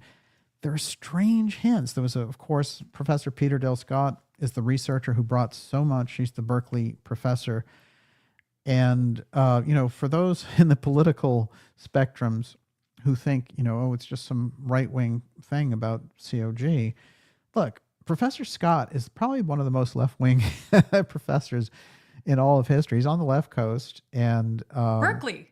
Berkeley, yeah. I mean, so, this is someone who for 4 decades has written about, cocaine politics, drug trafficking, Afghanistan, all these incredible things, and the JFK assassination in particular. This guy realized something very crucial. He also coined the term deep state, by the way, which is absolutely fascinating. And his work has been a huge, we've had him on the show so many times. I've had so many deep conversations with him. One of the things that Professor Scott put forward was this concept of deep events. And the shorthand of all this is, let's say, the deep events of the Kennedy assassination. A group comes in, that's a clandestine, covert group. They come into the public sphere, they cause a change, like the assassination, and then they get a change in policy, then they retreat. And then we get 5 years, 10 years, 20 years of people looking, sifting through the wreckage of what took place there and saying, well, this doesn't make any sense, that doesn't make any sense. And then you have the official word, oh, don't say anything about it. But through the Kennedy assassination, through Watergate, through Iran-Contra, through 9/11, through the financial coup d'etat of 2008, through the COVID op, the presence of continuity of government players shows up over and over again. I've pointed out, for example, John Dean was the counsel for continuity of government. And he's the one who ends up basically taking down Richard Nixon. In President Kennedy's case, there's 2 major COG figures involved around the assassination, but Winston Lawson, who is the Secret Service agent that sets up the entire Dallas trip and also lies to the Warren Commission about his own actions during the assassination, in the heart of the assassination, activates the COG network to communicate, which means the communications couldn't be tracked. And so Lawson was operating that whole emergency powers network the same way North would do later to set up Iran-Contra. There's something in that system which gets involved with every deep policy change. And here we are going again into a deep event around the UFO file. We get the drone swarm from above. It is the perfect setup. And there's a very interesting reason why somebody like Gio would be at the top of NORTHCOM. I'm not saying anything really against Gio, because they set him up for this position like they do with every commander in that, and they train them into this mindset. But I'm saying the system that is building this threat, that is where the issue is. And so we're going to get right to the heart of it. Everyone, you're watching the Dark Journalist Show. This is Apotheum Nation 2, the follow-up to last week's episode, NORTHCOM COG UFO file. Of course, yesterday on the Alex Jones Show, Alex was kind enough to grant me the ability to host the show, to be the guest host. And we brought so many of these issues on NORTHCOM and COG to his wide audience. And the amount of things that the InfoWars audience has in common with the Ideas Room is quite fascinating. And there's an incredible, I think, dynamic that goes on there. And I think what's important for us to remember when we're dealing with this is we're right in the heart of it. After the COVID operation, they've already shown what they will do with the emergency powers aspect. And, after going through 9/11, in that whole terror decade, as it were, with the various color patterns for the levels of threat that were taking place, and the Patriot Act and TSA and all those things, little by little over time, they've moved our rights, our freedoms, and they've tried to attack freedom of speech. As a matter of fact, I guarantee you that if it had been the Harris-Waltz administration that got in instead of Trump, that would have been their top priority, because they tried over and over again to shut down any discussion and any dissent. So, there's a reason why free speech is the First Amendment. After all, it's absolutely crucial, and the Founding Fathers understood this, for us to have this open dialogue. But that's the kind of ripple that I think we have here in the ideas room. And it was great to ripple that out during the Dark Journalist show when I was hosting Alex's show. Now, I want to put a couple things on the record about GEO. And before I do, Miss Olivia, you're up. Okay, Fooper Fighter says, that's a long way around saying that NORTHCOM is on stand down about the drones. Could it be that NORTHCOM is running the country right now during the mental absence of Joe Biden? Well, you know, the idea, somebody in the background has been running the country, and it hasn't been Joe Biden. I think that's been pretty obvious. The NORTHCOM role is being groomed, okay? Technically, because of the September 11th emergency, they run North America, okay? If there's an emergency, it's, you know, who are you going to call? And so when they are moving and taking more authority and doing Homeland Synchronizer, and then you find them running drones versus UAP tests, and then you find a drone swarm immediately after that, it's problematic. And we need to open up the whole story around COG and how that operates in such a super secret fashion and has for decades. And I've given stories on this program over the years that are staggering in terms of what they've done to keep that system secret and how those people who are inside that system show up over and over again directly from that underground bunker world. And, you know, because when you go into that program, just like there's a whole thing about Rumsfeld's wife saying, well, yeah, you know, I don't know where he is. He disappeared for 3 months. This would happen with Cheney too. They just disappear into bunker world where they're, you know, they've lapsed into this whole thing where they're controlling the world from the underground bunkers after a nuclear catastrophe. And Cheney got to activate the continuity of government during 9/11. But look, he had set it up in the 1980s. And it was funny, he set it up with Rumsfeld, who seems to be this lifelong partner with him going back to the Nixon days. And they were both in the Ford administration together when Rumsfeld was the youngest defense secretary in history.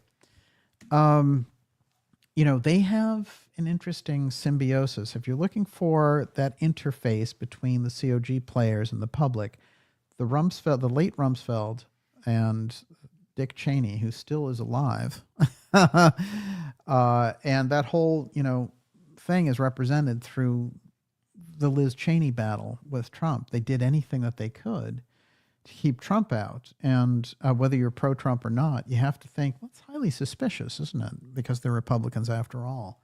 What was going on there? That is COG in action. They did not want anything to do with somebody like Trump being in office because it thwarts their plans. Okay. Now, where did our friend Geo come out of? Fort McDill.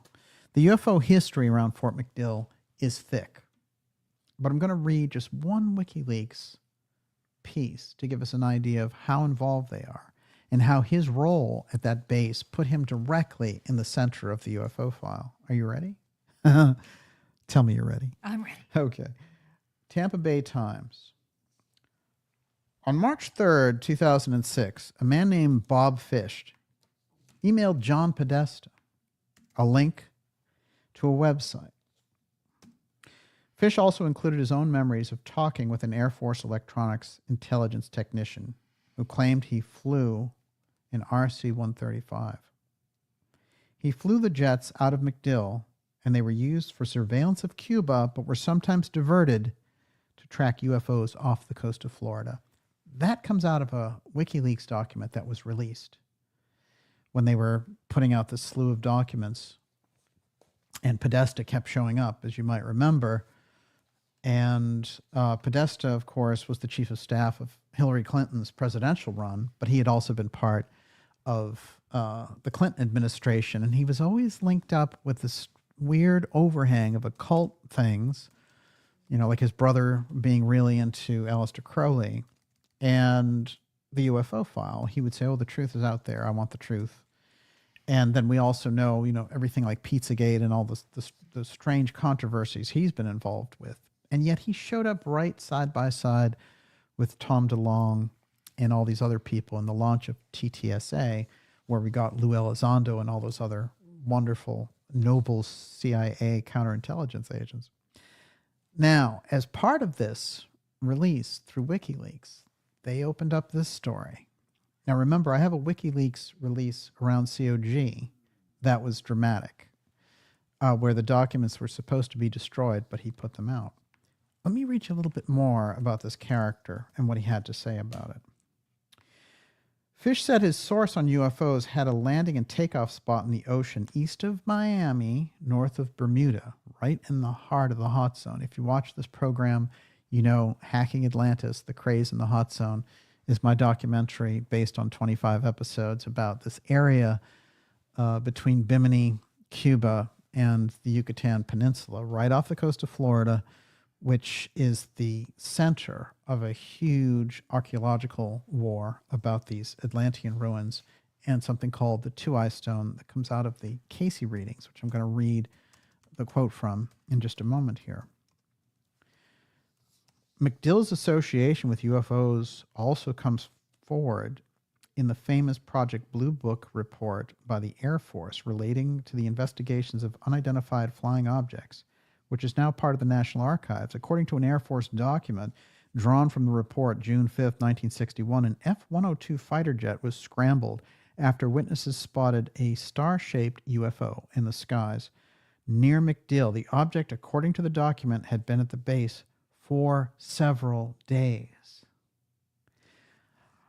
Aircraft reported contact but experienced electronic countermeasure trouble and could not complete intercept due to jamming, the document says. Whether claims about MacDill UFOs today end up in Project Blue Book of the Future remains to be seen. This is where GEO comes out of. MacDill, UFO Central. They have a whole program for watching UFOs off the coast of Florida. But what's right off the coast of Florida, which is considered Underwater Area 51? AUTEC.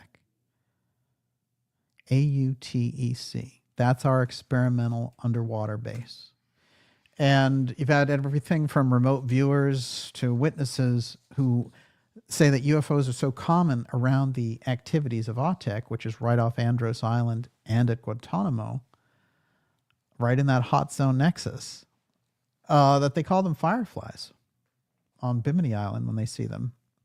Bimini is right in the crux, in the heart of the Casey story about Atlantis. As a matter of fact, he says, you know, we're in this period, the Atlantean ruins are rising up off the coast of Bimini. And then he gives a date. He says, expect to start to see it around 1968, 1969. Well, what did divers find right off the northern coast of Bimini in 1968? The Bimini Wall. No one can explain the Bimini Wall because it's an advanced construction, megalithic structure underwater. Well, what does that suggest? There was an advanced culture there that sank. That gets you directly into the Atlantis story.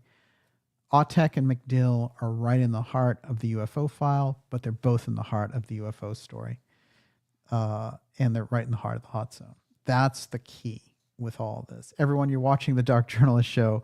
This is Apotheum Nation 2.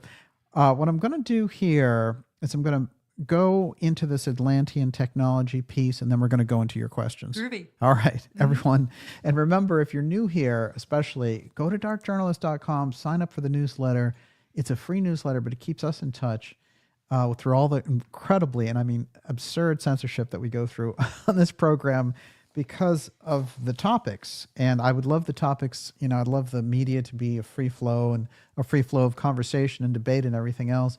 But when they get around the work that we do, they try everything to you know, suppress that type of information. So you and I in the ideas room are opening up a whole chapter of conversation. And that conversation is rising to the surface now through the censorship. How fantastic is that? How are you doing out there? Doing great. Got a lot of questions all over the place. Can't wait.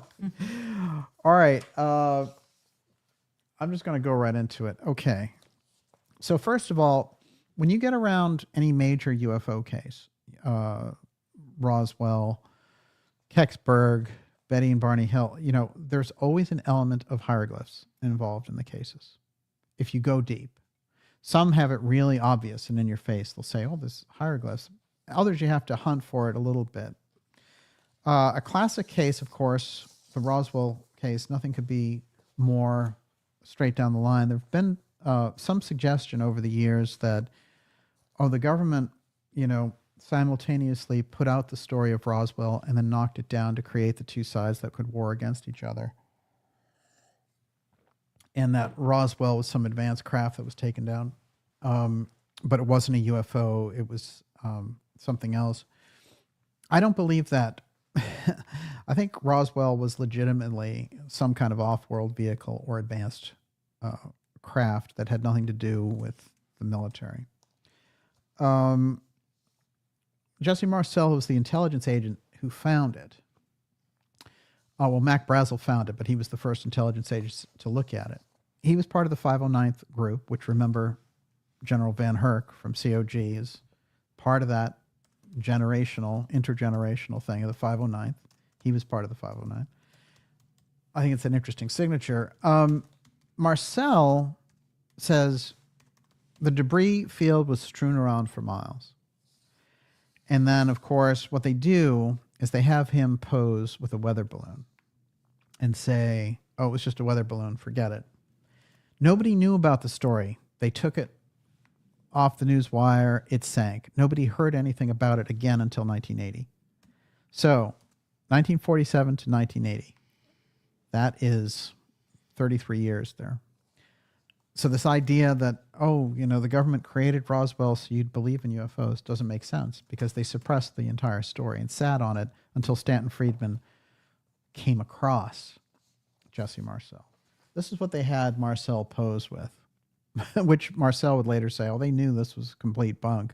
That had nothing to do with what I had actually found, which was a huge craft that had been obliterated basically all over this guy's farm. Now, what's crucial is what he found. On the beams of the craft, he found these unusual symbols and also a good deal of apotheum around the metal itself, which is you couldn't bend it or burn it or do anything with it. That's the beam description taken from his son's memory, Jesse Marcel Jr., about what his dad showed him. And it's a series of unusual hieroglyphic-like symbols on one of these beams. There are a number of them all over this guy's field. An interesting thing there is that the animals avoided the area, which I found interesting. His cattle wouldn't go anywhere near it. There had been sightings in the area of New Mexico and Washington and all that just previous to the Roswell incident. So it was this, as a matter of fact, a lot of people have suggested that possibly even Kenneth Arnold's sighting was related directly to, it might even have been the same craft, because that's June 26th and then it's July 3rd. So, what are you talking about? A week later there, if that thing is moving down, it could in fact be the same group of craft. So you have the set of hieroglyphs there. And then if you get around the Kecksburg incident, I have it here somewhere, but you get into these hieroglyphs again. Other stories, hieroglyph this, hieroglyph, hieroglyph. Now let's take our minds off the idea of just off-world visitors and think about an ancient advanced civilization as a possible cause for these sightings of advanced craft through centuries, by the way, that someone kept the ability of flight, that someone inherited it and kept it through mystery channels and kept the technology through mystery channels. After all, the story around Atlantis that we got from Plato was Atlantis basically blew itself up. Casey gives us the same story around Atlantis, and I'm going to read what he had to say about the Two-Eye Stone and how the Two-Eye Stone was a massive worldwide power grid that created this, the ability for them to do whatever they wanted to do. And he talked about craft that not only could fly, at high altitudes, but it could fly through things. What kind of technology is that? You have to go really deep when you're dealing with the Casey readings. I want to say this about Edgar Casey, and we're going to do a major, it's the 80th anniversary of Casey's death that's coming up on January 3rd. We're going to do a major show on Edgar Casey. We've done, of course, a number of shows on Casey over the years. He's kind of a bedrock foundation of this show. But I specifically try to tune in on the Atlantis readings because even his own administration, you know, the group that carries on the work, and so many great people associated with the ARE, the Association of Research and Enlightenment, and I highly recommend the organization and what they do in caring for the Casey readings and everything else. So it's not really criticism of them. It's just that when you get around holistic healing and you get around spiritual thought and things of this nature, you're developing this environment. Casey's coming in with really, really hardcore information about Atlantis, that there's a group, the spiritual group uses advanced technology. And I mean, the way his descriptions in the 1920s are off the charts. There's nothing like that anywhere. They have lasers, they have spacecraft, they are super advanced civilization, and they do things telepathically. They interface telepathically with the high tech. The technology is used by one group, the Amelius group, to interface with the outer spheres, the saintly realm. And they train people from birth for it, priestesses and others, to use the technology. There's a group there called the Belial group, which is highly imitative. And they don't have the same scruples as the Amelius group. And they start to see what they're doing with it, and little by little, they integrate themselves into this situation, and they start to use the technology not for communion with the higher outer spheres, but to send lasers down against their, neighbors and other countries and things. And they dominate using that two-eye stone technology. The two-eye stone is a fascinating piece, and I've done a number of overviews on it. The best, of course, is our documentary, Hacking Atlantis, The CRAZE in the HOTZONE, which is available on this channel. And we'll give you that idea about exactly what was going on with the secret technology. But the echoes that we hear later of what happened with Atlantis, this incredible devastation and how the island goes under after all these inundations and earthquakes, setting off volcanoes and everything else. This is an advanced group, and they have advanced technology. And this group of mystery schools carried the information and carried the knowledge. So I'm going to read a couple of quotes from Casey about this technology, and I'm going to introduce you to some ideas around this, which is, some of the things that they've discovered. For example, in Florida, we've pointed out this is a representation of that two-eye stone technology, unexplained, discovered by Bloomfield. And there's a whole story around, of course, his mother was the one who funded Tesla and Keeley. But whenever you get around the hot zone, deep, deep tracks in terms of advanced technology. Here's the Casey quote. Then we'll read a quote about Apotheum, and then we'll go to your questions. How does that sound? Sounds good. Everyone, you're watching the Dark Journalist Show. This is Apotheum Nation 2. We're going to wrap up this segment and then go to your questions. And it's great to have so many of you here. If you have something for me, go for it. Blazing River says, how might a bipedal race evolve if they were driven underground for thousands of years due to events making the surface uninhabitable? Big eyes, loss of hair, change in skin color, body structure. A race that can move giant stone blocks may be able to travel through stone like we do water. Oh, yeah. Well, again, when you get around Apotheum effects, right, what do you hear about in UFO encounters? This is what I got out of John Mack's work, which is so fascinating, which is that when people were abducted, they were going through things. And for him, it didn't make sense. So he started to realize, it's not just a physical thing where a ship shows up and grabs people, something else is taking place. That's a key realization in the discovery, well, in the lineage of the timeline of discovery. It's absolutely crucial. And when I was developing, I was starting to see this whole pattern of all the different things that would happen around UFOs. And I said, they're all Apotheum effects. They distort reality. And when you distort the physics, reality distortion physics, then there is no reality, you see. So when you're dealing with that from a scientific basis, when they're having people, and I've pointed this out actually, which is during the Aztec crash, there's a lot of information we still have about the Aztec crash. And when they would send scientists into this almost fully intact craft to examine what was going on there, they would get very sick or they would get disoriented. And they realized they actually created a protocol where you could only spend 20 minutes inside of that disk. And some of the effects that they would have and report would get rather dramatic. For example, not only would they get physically ill, but they would start to lapse into almost these kind of shamanic states where they could see loved ones who had passed, and so they had these near-death experiences. And then they could, some of them reported seeing the whole outline of their lives into the future. So there's a whole time travel aspect. Others encountered beings who weren't there, but they were seeing them, and just by being in the craft. So you're in the hyper-dimensional space.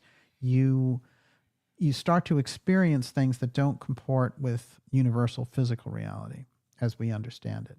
That's what Apotheum is. And so they have actual protocols for Apotheum. When you get into the level of secrecy around the UFO file, for me, it's not just an alien aspect. It has to do with this entire shifting of the physics of reality. That's the reality distortion. That's the key if you want to follow up on exactly why they've kept such a tight lid on this. Before you move on, yeah. Christine Laurel says, is DJ suggesting that the Atlanteans were communicating only with interdimensionals, not physical ETs? With Roswell-type craft, the physical craft is actually human/Atlantean? Well, no, I think, the idea of off-world visitors, is certainly, it's a very likely postulation for all of this. You could definitely suggest that there are off-world visitors, they're coming here. But the problem is when you go too much into that corridor, it doesn't explain a number of things. For example, the Atlanteans had this advanced technology. It's often suggested that, when you get around the UFO file, it would be the biggest, I guarantee you, it would be an ontological shock, as they say. But it's not actually the biggest secret of all humanity. First of all, resurrection, I think, would be probably the biggest secret, right? It's more important than the idea that we have peers out there. But the idea that Atlantis existed and was advanced and possessed this advanced technology, and that there was a spiritual battle that took place there, and that this is humanity's actual heritage, and that there's been a kind of cultural amnesia about this, then I think that is a bigger realization. I actually think the UFO file piece is the top secret in the national security state. But in terms of revelations, the Atlantean part is absolutely right there.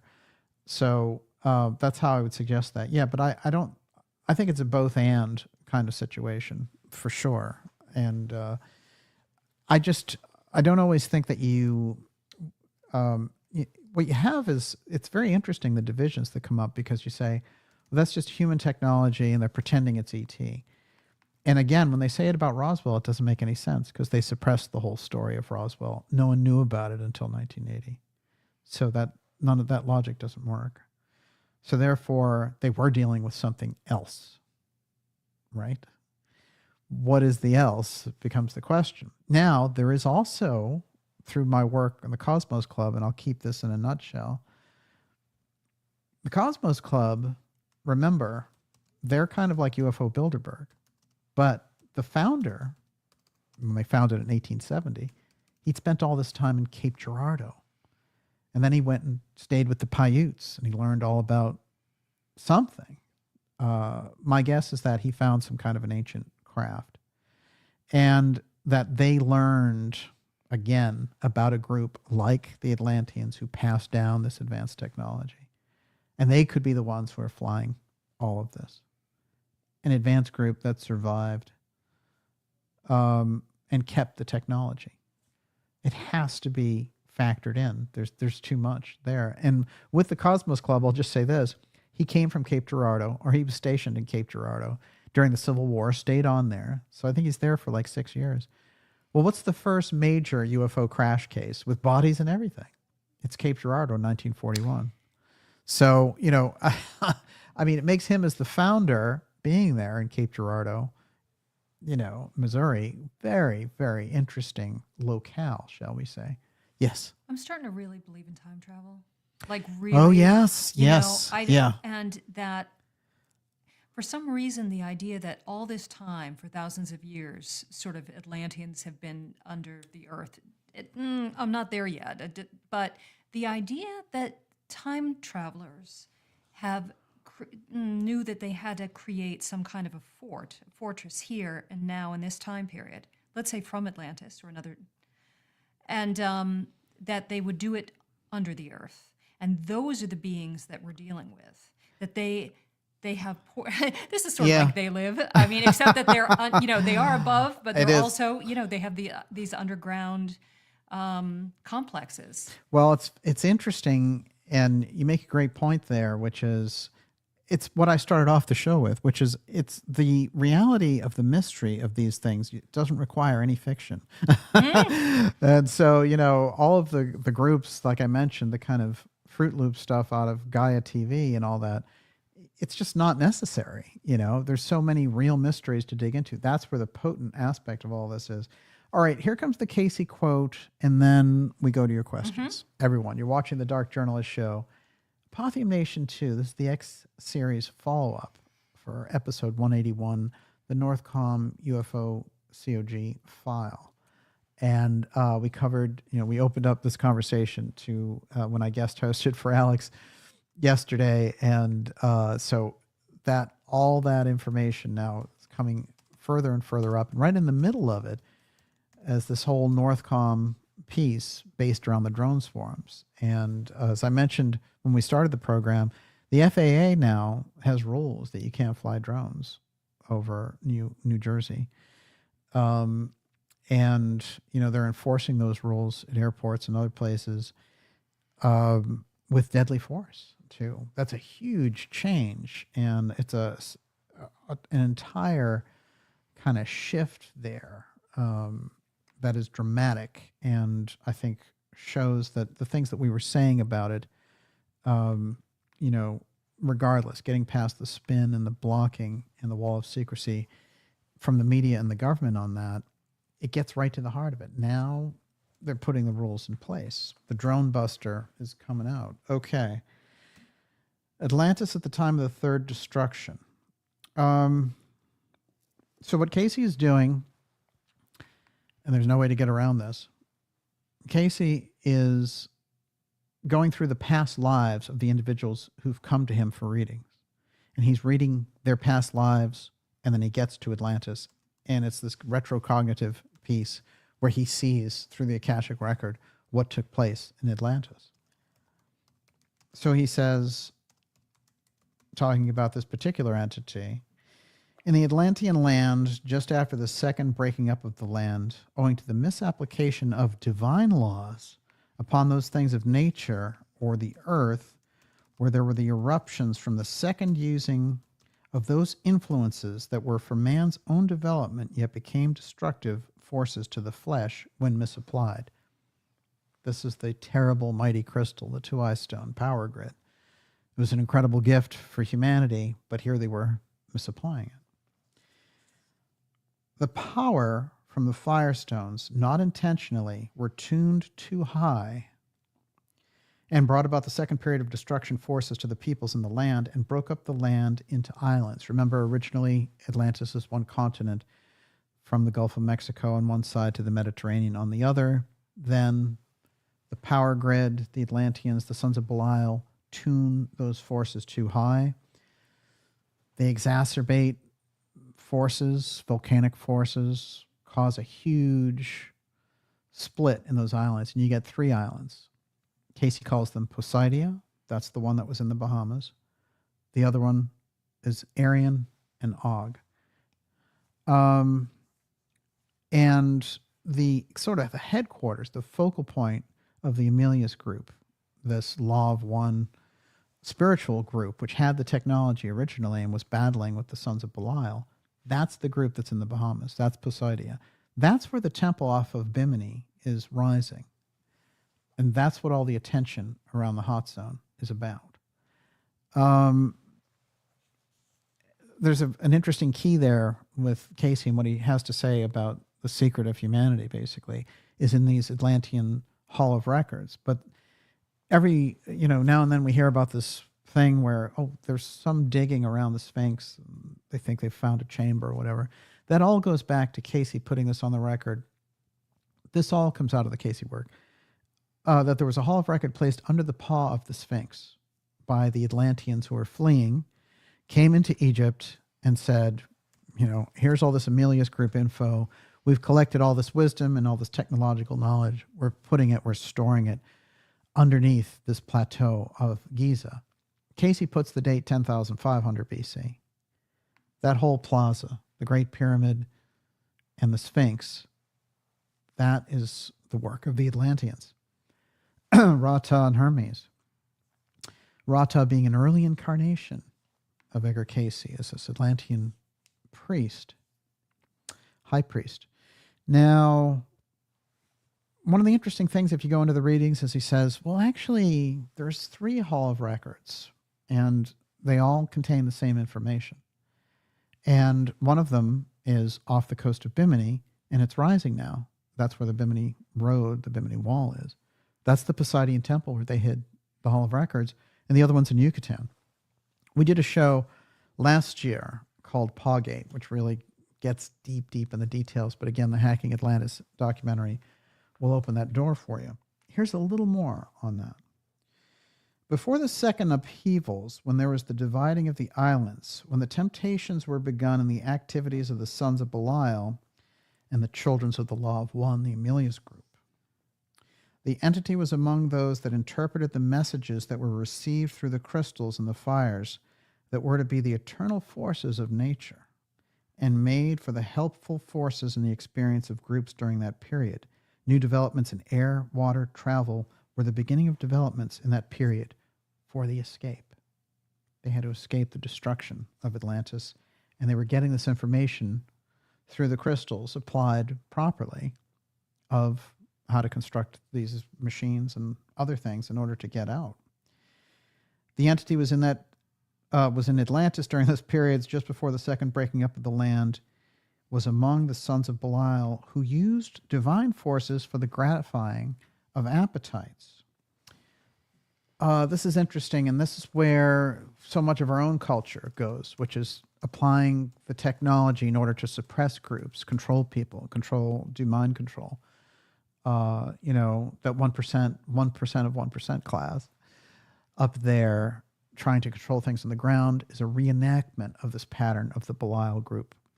And we have the Amelius group very suppressed. Remember, ultimately, the Sons of Belial defeat the Amelius group. But the Amelius group goes and deposits their information and starts these other legacy cultures, like Egypt, like the Maya, and like the Inca.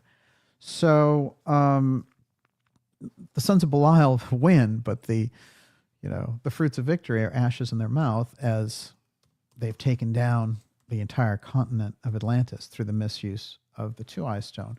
This is the story we get from the Casey work. And this is the hand down of the mystery schools that now becomes more of an obvious piece for us to listen to and understand as we move into the 21st century and through these incredible technological, cultural, and spiritual challenges. We're seeing it. We're coming face to face with the idea that they had developed the technology back here. It was an advanced culture, and this is what we're running back into. We're coming face to face with ourselves again through this understanding of our ancient past with our current developments. Remember, you go back 100, 120 years, it's horse and buggy time. These are incredible developments in a very short period of time, And that goes directly to our Atlantean heritage. And with that, Miss Olivia, you're up in your questions. All right. Doc Roswell, DJ, do you think the drones are an intentional ET-led precursor to further disclosure efforts under Trump administration? Possible agreement between DJT and ET facilitated by Tesla Tech / family secrets? Well, I mean, there's a lot of connections in what you just said, because of course Trump in his background has these connections to the Tesla technology and the UFO file. This is not, some projection onto Trump as some grand, exotic technology wizard. He has it's demonstrable, it's factual. And we put it on the record. We did an episode in as far back as 2018 called Tesla, Trump, and the Time Capsule, where we laid it out. And there are academic books now written by these authors who are masters of the Cold War or whatever, and they bring forward facts directly out of our research from that. So it's crisscrossed over now. And, that whole thing about John Trump, which we opened the show with, it's absolutely has to be understood, which is John Trump was there, called in by Vannevar Bush, the head of the UFO file, to go into Tesla's papers, to go into that work, to find something in particular, what John Trump said it was. Presumably it was supposed to be this death ray information that they wanted. But I'm sure they were interested in that. But what John Trump said, well, actually, the FBI people said they were looking specifically for something that took flying objects down at a distance. You're sitting there in Honolulu, you press a button, and a craft goes down over the UK.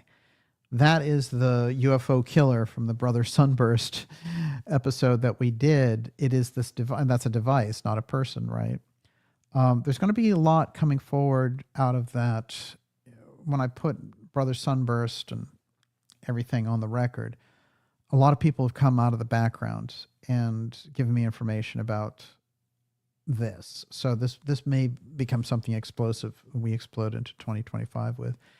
But I think the drones form seems to be a test of the system. And I think it comes directly out of this Operation Homeland Synchronizer test by NORTHCOM COG Commander General Gio. And I'll tell you, the timing is just too good. And as somebody who watches the media the way that I do, to see the COG commander retired come out and write these articles in the Wall Street Journal just before the drones forms saying the USA is unprotected, and then to have Gio himself, NORTHCOM boy, coming forward, as the general and saying, I want new powers having to deal with UAS. This is a problem. And the fact that he's doing the Homeland Synchronizer test, which has to do with UAP on one side and the unmanned drones on the other, that's a big problem. We're in the middle of a big problem. Go ahead. You ready? Yes. Okay, so Kontiki Man, can you imagine the amount of data gathered in Syria and Ukraine to learn AI-controlled drone swarm warfare? Will it still require boots on the ground to enforce martial law? How do you control 8 billion people? It's not easy. You saw even during COVID, there's a lot of resistance. As a matter of fact, they unmasked themselves to such a degree that many of the structures that set up COVID, from Jacinda Ardern, who's over here at Harvard. I guess they send all the rejects now from who try to take over the world with COVID martial law. They send them over here to Harvard. That whole gang seems to have fallen. I mean, just Trudeau is another one. There are aspects, and of course, Starmer, for example, in the UK is, major repressive force, and somebody who I think really is going to be the focal. It's going to be, America's going to be opening up this idea of free speech, freedom, this whole thing, and you're going to have this thing coming in from Europe, which is trying to repress everybody's right to express themselves online, to express dissent, which wanted mandates for this, mandates for that, and ultimately would want a digital cash system. There's something fundamental about America that rejects this central control. So, it's anybody's guess how this will all play out, but I'll say this, the idea of Trump and Bobby getting into positions of running the government again, I think is crucial. It's that partnership which took place in August at that event in Arizona that really changed the trajectory of the election and our future at that time. And I think it was that Bobby Kennedy saw that with Trump about to be assassinated, that attempt that took place, he saw that it was time to move to join forces. And I think that has been an exceptional partnership. So, there are a lot of forces that are going to try to unravel everything here, but I think there's great potential with what could be brought forward under this administration if we get it right. Yes. Okay, let me give you a bundle. Alchemy by Angela. Do you see the Iran-planted weapons of mass destruction narrative being played to enact COG along with fake alien invasion? Jen Passavant, power grid issues to create an emergency for COG. And the Mac, DJ, in this age of disinformation, what are your recommendations for spotting and decoding PSYOPs? Yeah, well, remember, all these things, I mentioned this on the Alex Jones show yesterday. The acronyms, you have to open them up. UFOs, unidentified flying object, right? That's what you're talking about. COG's continuity of government. PSYOP is psychological operation, which they're masters at on that side. So, there's a number of different things that could be used. You mentioned Iran there. Look, they tried to come up with this idea, what happens is somebody runs an op or a test, and the question is, does the test go live? This happened during 9/11 because there were actually drills being run about planes being flown into buildings by terrorists, right? On 9/11. Those were the drills that were being run. Somebody inside that structure is aware of the drill that's being run and piggybacks on the back of it, and they make it go live. So the COVID thing is the same deal. Of course, we had Event 201. They ran it in the fall of 2019, and then they bring in the real deal, right after that. Of course, Avril Haines is very interesting as the DNI, Director of National Intelligence, because she's somebody who ran that. But what did she show up in the middle of? Well, she showed up in the middle of the UAP thing, supporting AARO, creating the UFO Defense Office. Haines had a lot to say about UFOs and was like, we need to get this, defense grid in place. We don't know what's out there. And then she took place in an extraordinary intelligence meeting, which I've tried to emphasize to anyone who is interested around the UFO subject about the government interface of that CIA UFO threat. That took place at Wright-Patterson, which is UFO Central, as we know. That's where they've taken the debris over the years. They had a drone incursion over there in relation to all of these drone swarms that were going on recently. But at Wright-Patterson, you had the DNI, you had a former CIA director, you had all the heads of the intelligence departments from NGA, NRO, and others. They all got together just before the congressional hearings about UFOs in Congress, and where they had, all these different speakers, and where they rolled Grush out and all that kind of stuff. So that meeting at Wright-Patterson with all of those people, and there were a lot of weird reports there too. They tried out a lot of things. Do you remember they had those aliens in the backyard of those people in Las Vegas, and they had these, kind of iPhone camera footage of this thing. They tried that. They tried a lot of different little sidelings around the UFO file to see what they could get away with, what kind of input they would get on the back end. Ultimately, in my opinion, that deep structure, the ex-protect style forces, were disappointed with what they got out of those hearings. they weren't fully pleased, and they came up with a different idea about how to launch this. But it is interesting because Haynes in the middle there, and then around Event 201, and then right in the middle of the Wright-Patterson intelligence meeting, which launches this next UFO threat wave idea. And they got a lot done because they attached AARO to the NDAA, as I mentioned. But that was done through Senator Kirsten Gillibrand out of New York, whose father-in-law ran British Aerospace. And also Marco Rubio, our incoming Secretary of State from the Space Coast. So who suddenly started talking about UFOs any opportunity he could get, So there's a lot of moves there. But the Iranian one is the piggyback operation. They throw that in just like when they got around the Trump assassination attempt. They said, oh, it's an Iranian group that's doing it. So you don't look at the fact that, the CIA was involved, or that the Secret Service dropped the ball on purpose in Butler, Pennsylvania, by allowing Thomas Matthew Crooks or whoever that was in that roof. Because remember, it's hard to identify who they actually had there because they cremated him too quickly.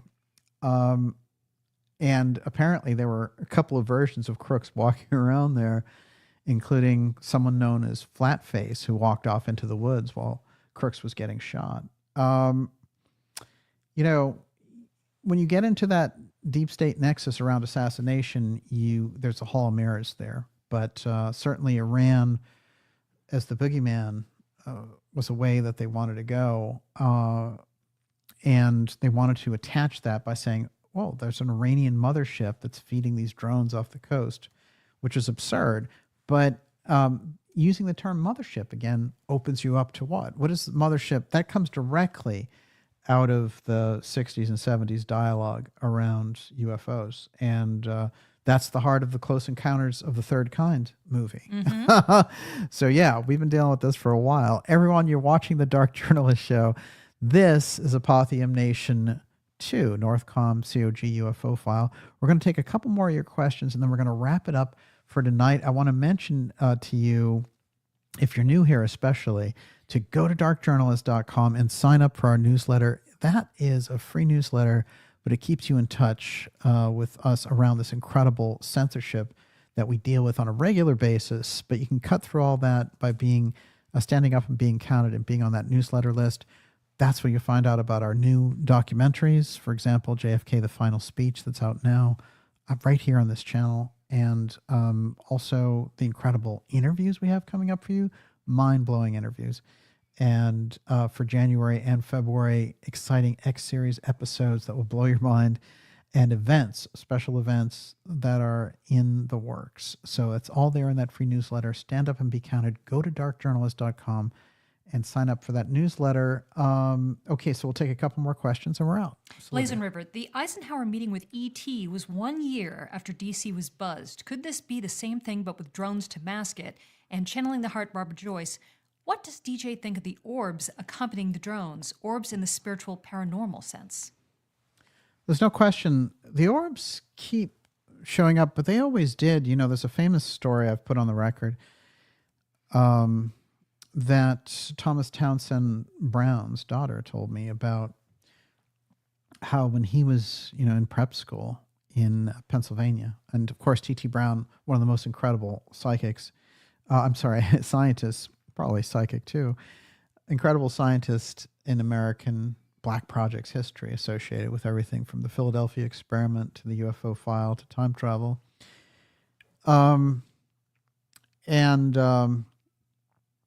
He, as a young man, standing on the river there with a horse, sees an orb float over the river. It stops dead center, and he's looking at it, wondering. Then it comes full force at him and knocks him down and freaks his horse out. And before him, he sees his entire life, everything that's going to happen, the children he's going to have, the woman he's going to marry, the work that he's going to do, the contributions to humanity that he's going to make.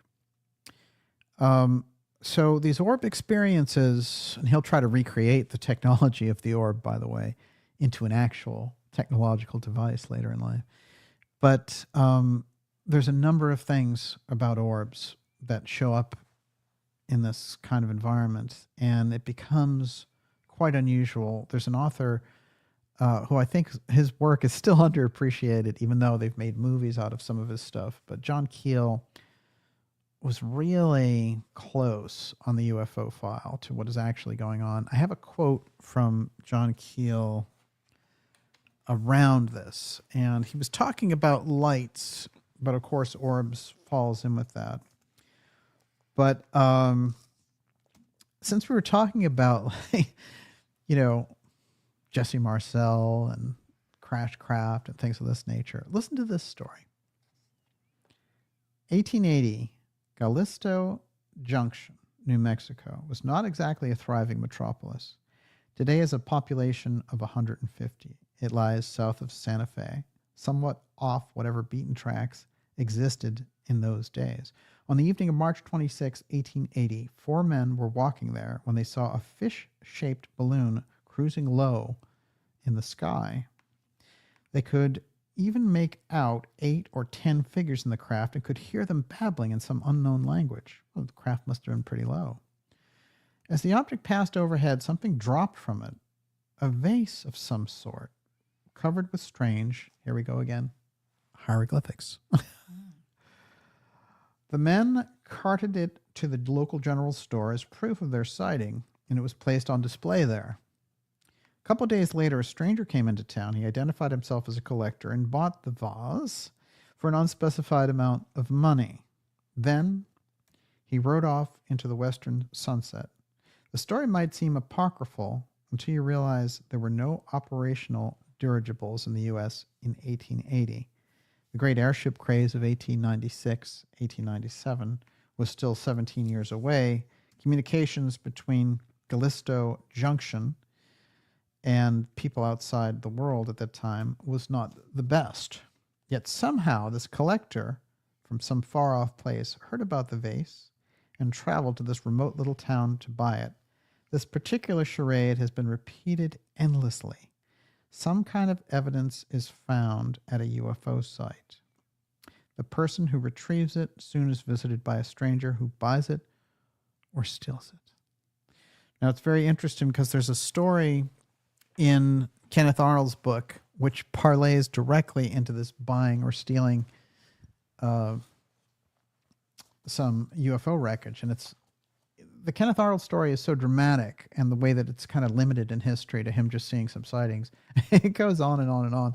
What I will say about this is that, and I'm going to read a quote from his book, there's someone named Major Sander who shows up. Now, what happens is Kenneth Arnold sees all these craft, and then he reports the story, and then the thing about flying saucers becomes worldwide famous. Someone calls him up from a magazine and says, actually, somebody else reported a craft off of Maury Island, and some slag came off this craft, and it burned, the guy's son's arm, and it killed their dog.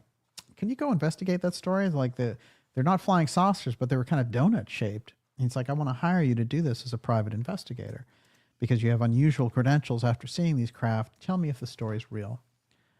A guy's name was Ray Palmer, and he sent Kenneth Arnold to Maury Island to investigate this. All these weird kind of Twilight Zone-y things happen when Arnold get there.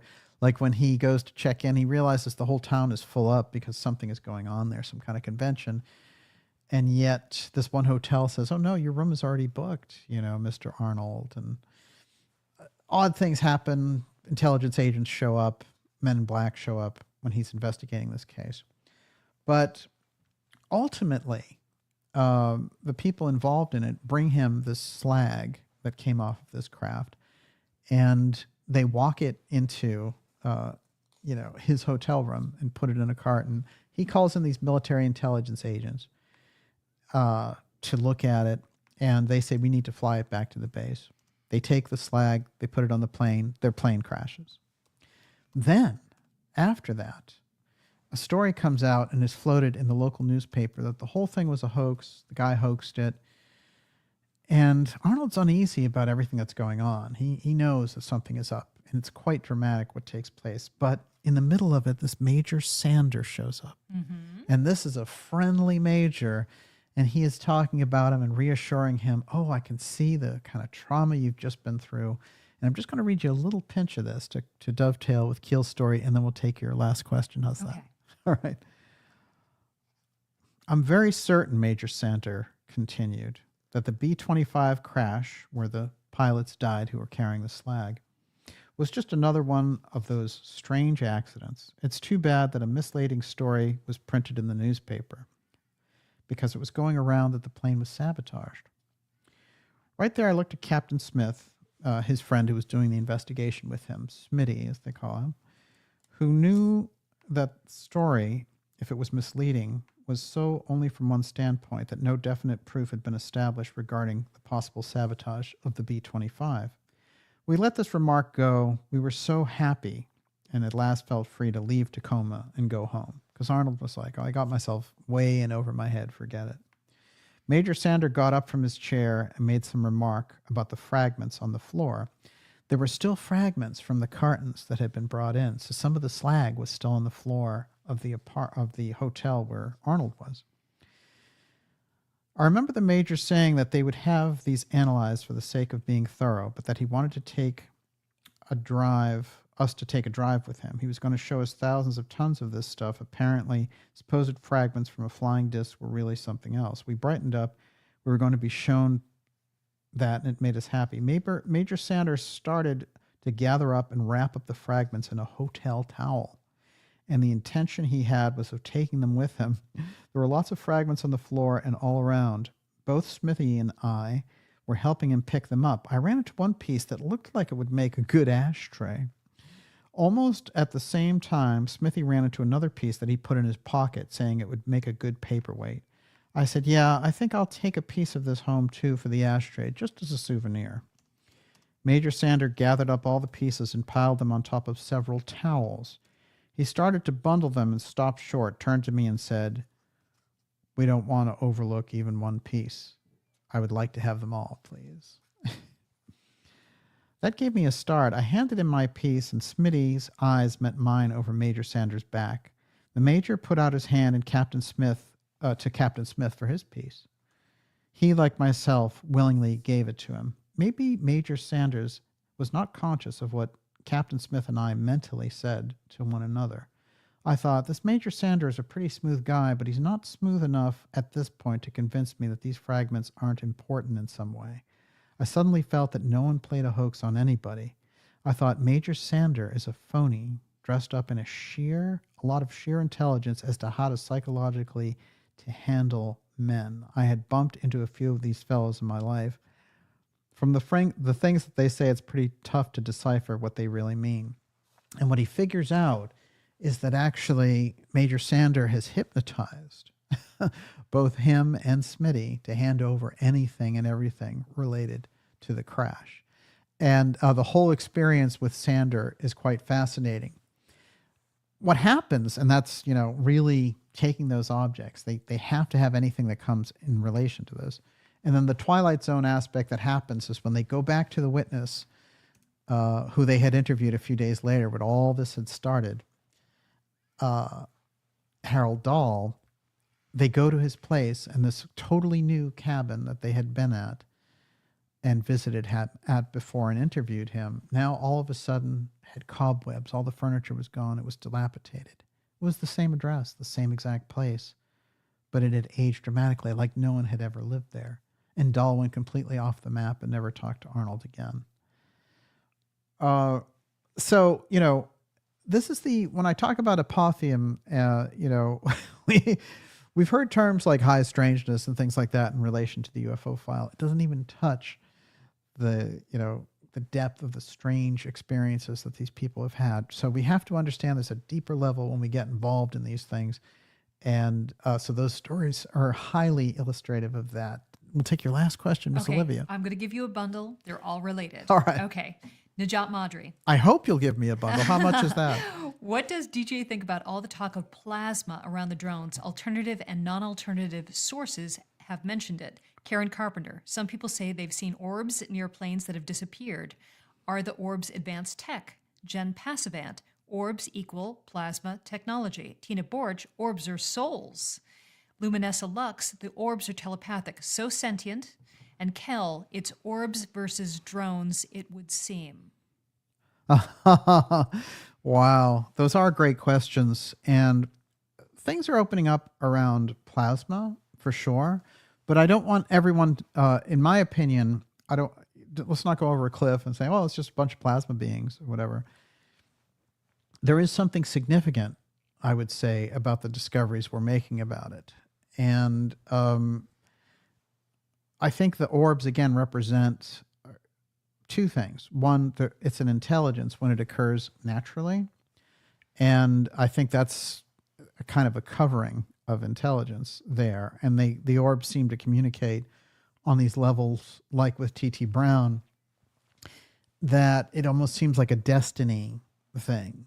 The artificial creation of orbs, though, there's a lot of mysteries around this in history, but we also have the ability to artificially create these things, which can have a totally different purpose. When I think about the Foo Fighters and the different things that happened, Gordon Cooper gives a great analysis of when he was in Germany training before he became an astronaut. He was a pilot flying in West Germany, and they would have these formations that they would fly in, and then the Foo Fighters would just show up behind them and do the formations. So they would show up in the same numbers and act the same exact way. They would mirror what they were doing. So they were obviously testing out what kind of abilities that we had, and there might have also been something kind of entertaining about that for the orbs and the people who were operating the Foo Fighters, as they called them, which are an early version of UFOs. But, very often people will attribute something. They'll say, well, aliens are demonic or UFOs are demonic right off the bat. You have to be careful, because take Gordon Cooper's experience. When he shows up and he is doing his operations, training as a pilot, and these Foo Fighters follow him, just like the World War II pilots had all these Foo Fighters following them. Does that suggest that there's some kind of nefarious evil thing, or are they just a group that controls the air, that when we got the ability to get back up there, are they just tracking us and seeing what our abilities are, what we can do, what we can handle? When you get into some of the deeper experiences of abduction, and things of that nature, where they do the testing and all of these things happen, like the Betty and Barney Hill case, it does, it sounds like scientific groups observing humanity, testing them out, testing their DNA out. I think it is also interesting that dramatically after, say, the year 2000, the abduction experience became less and less and less after really maxing out in the 90s, I would say, if you go through the literature. So therefore, it's been suggested, and I think very interestingly, that they knew that the augmentation of humanity was going to be taking place, and that this whole kind of Frankenstein of AI and all of these other things that they wanted to do with humanity, with the nanotechnology and all the things that are coming through the pharmaceuticals, et cetera. And they decided, we want to get all our specimens, we want to do all that stuff before this other stuff comes in and pollutes the whole scenario.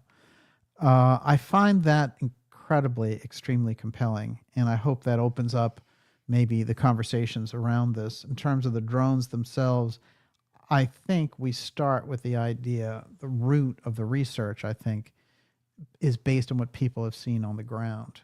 And then secondarily, what was going on, simultaneously around this. And what I've found is Homeland Synchronizer, run by NORTHCOM, which was drones versus UAPs. If he was running that test and then we get drone swarms everywhere, it's, how could it not be related? I guess that's the way I look at it. The odds of it being related, if we go deeper and deeper into that investigation, I think we're going to find it. And but those are fantastic questions. Wow, great ideas from tonight. Absolutely amazing. And Miss Olivia, bravo. I got tons of questions left. We'll get into it. We'll be coming back next week, and of course, the X series will return on January 3rd with the 80th anniversary of the passing of Edgar Casey. And we'll do a very deep Edgar Casey and Atlantis episode January 3rd. Next week, I have a very special episode for you as well. There may be follow-up reports based on what's going on in the world with everything that's happening. I want to remind you, if you're new, again, go to darkjournalist.com, sign up for our newsletter. That's the way to keep in touch with us, and in case you don't get those notices on social media. And I will also say that we're gonna be doing so many exciting things for subscribers coming up in 2025. Now's the time to get on board and get behind the efforts of the show that we're doing here. I'm going to do some shout outs after you do your super chats. Okay. All right. I'd like to thank Occult Fan, Eurythmy is Fun, Jessica Rodriguez, Bravo E Sierra T, G Myers Gilmer, Systematically Discombobulated, Jay Parsons, Amarillo Gunrunners, Wolfgang McCarthy, Steven, The Mac, TMG2RFJ, Jean Loves Animals Domestic and Wild, Drone Alien, Descat Brock, Pretty Good, Jinx Jackson, Ray Story, Sarah Ann, Channeling the Heart, Barbara Joyce, Xavier Figueroa, Terry Doherty, Erica Swinson Elliott, Melody Lenz, Hierophantus Maximus, Bill Monahan, Debbie McAdoo, Robert Scott, KK, Barry7676, Johnny Ricardo Bown, Bo Krills. Thank you so much for your generous super chats. Wow, incredible. And we really appreciate your support. Of course, that is Moon Township, Pennsylvania. Pittsburgh International Airport's right there.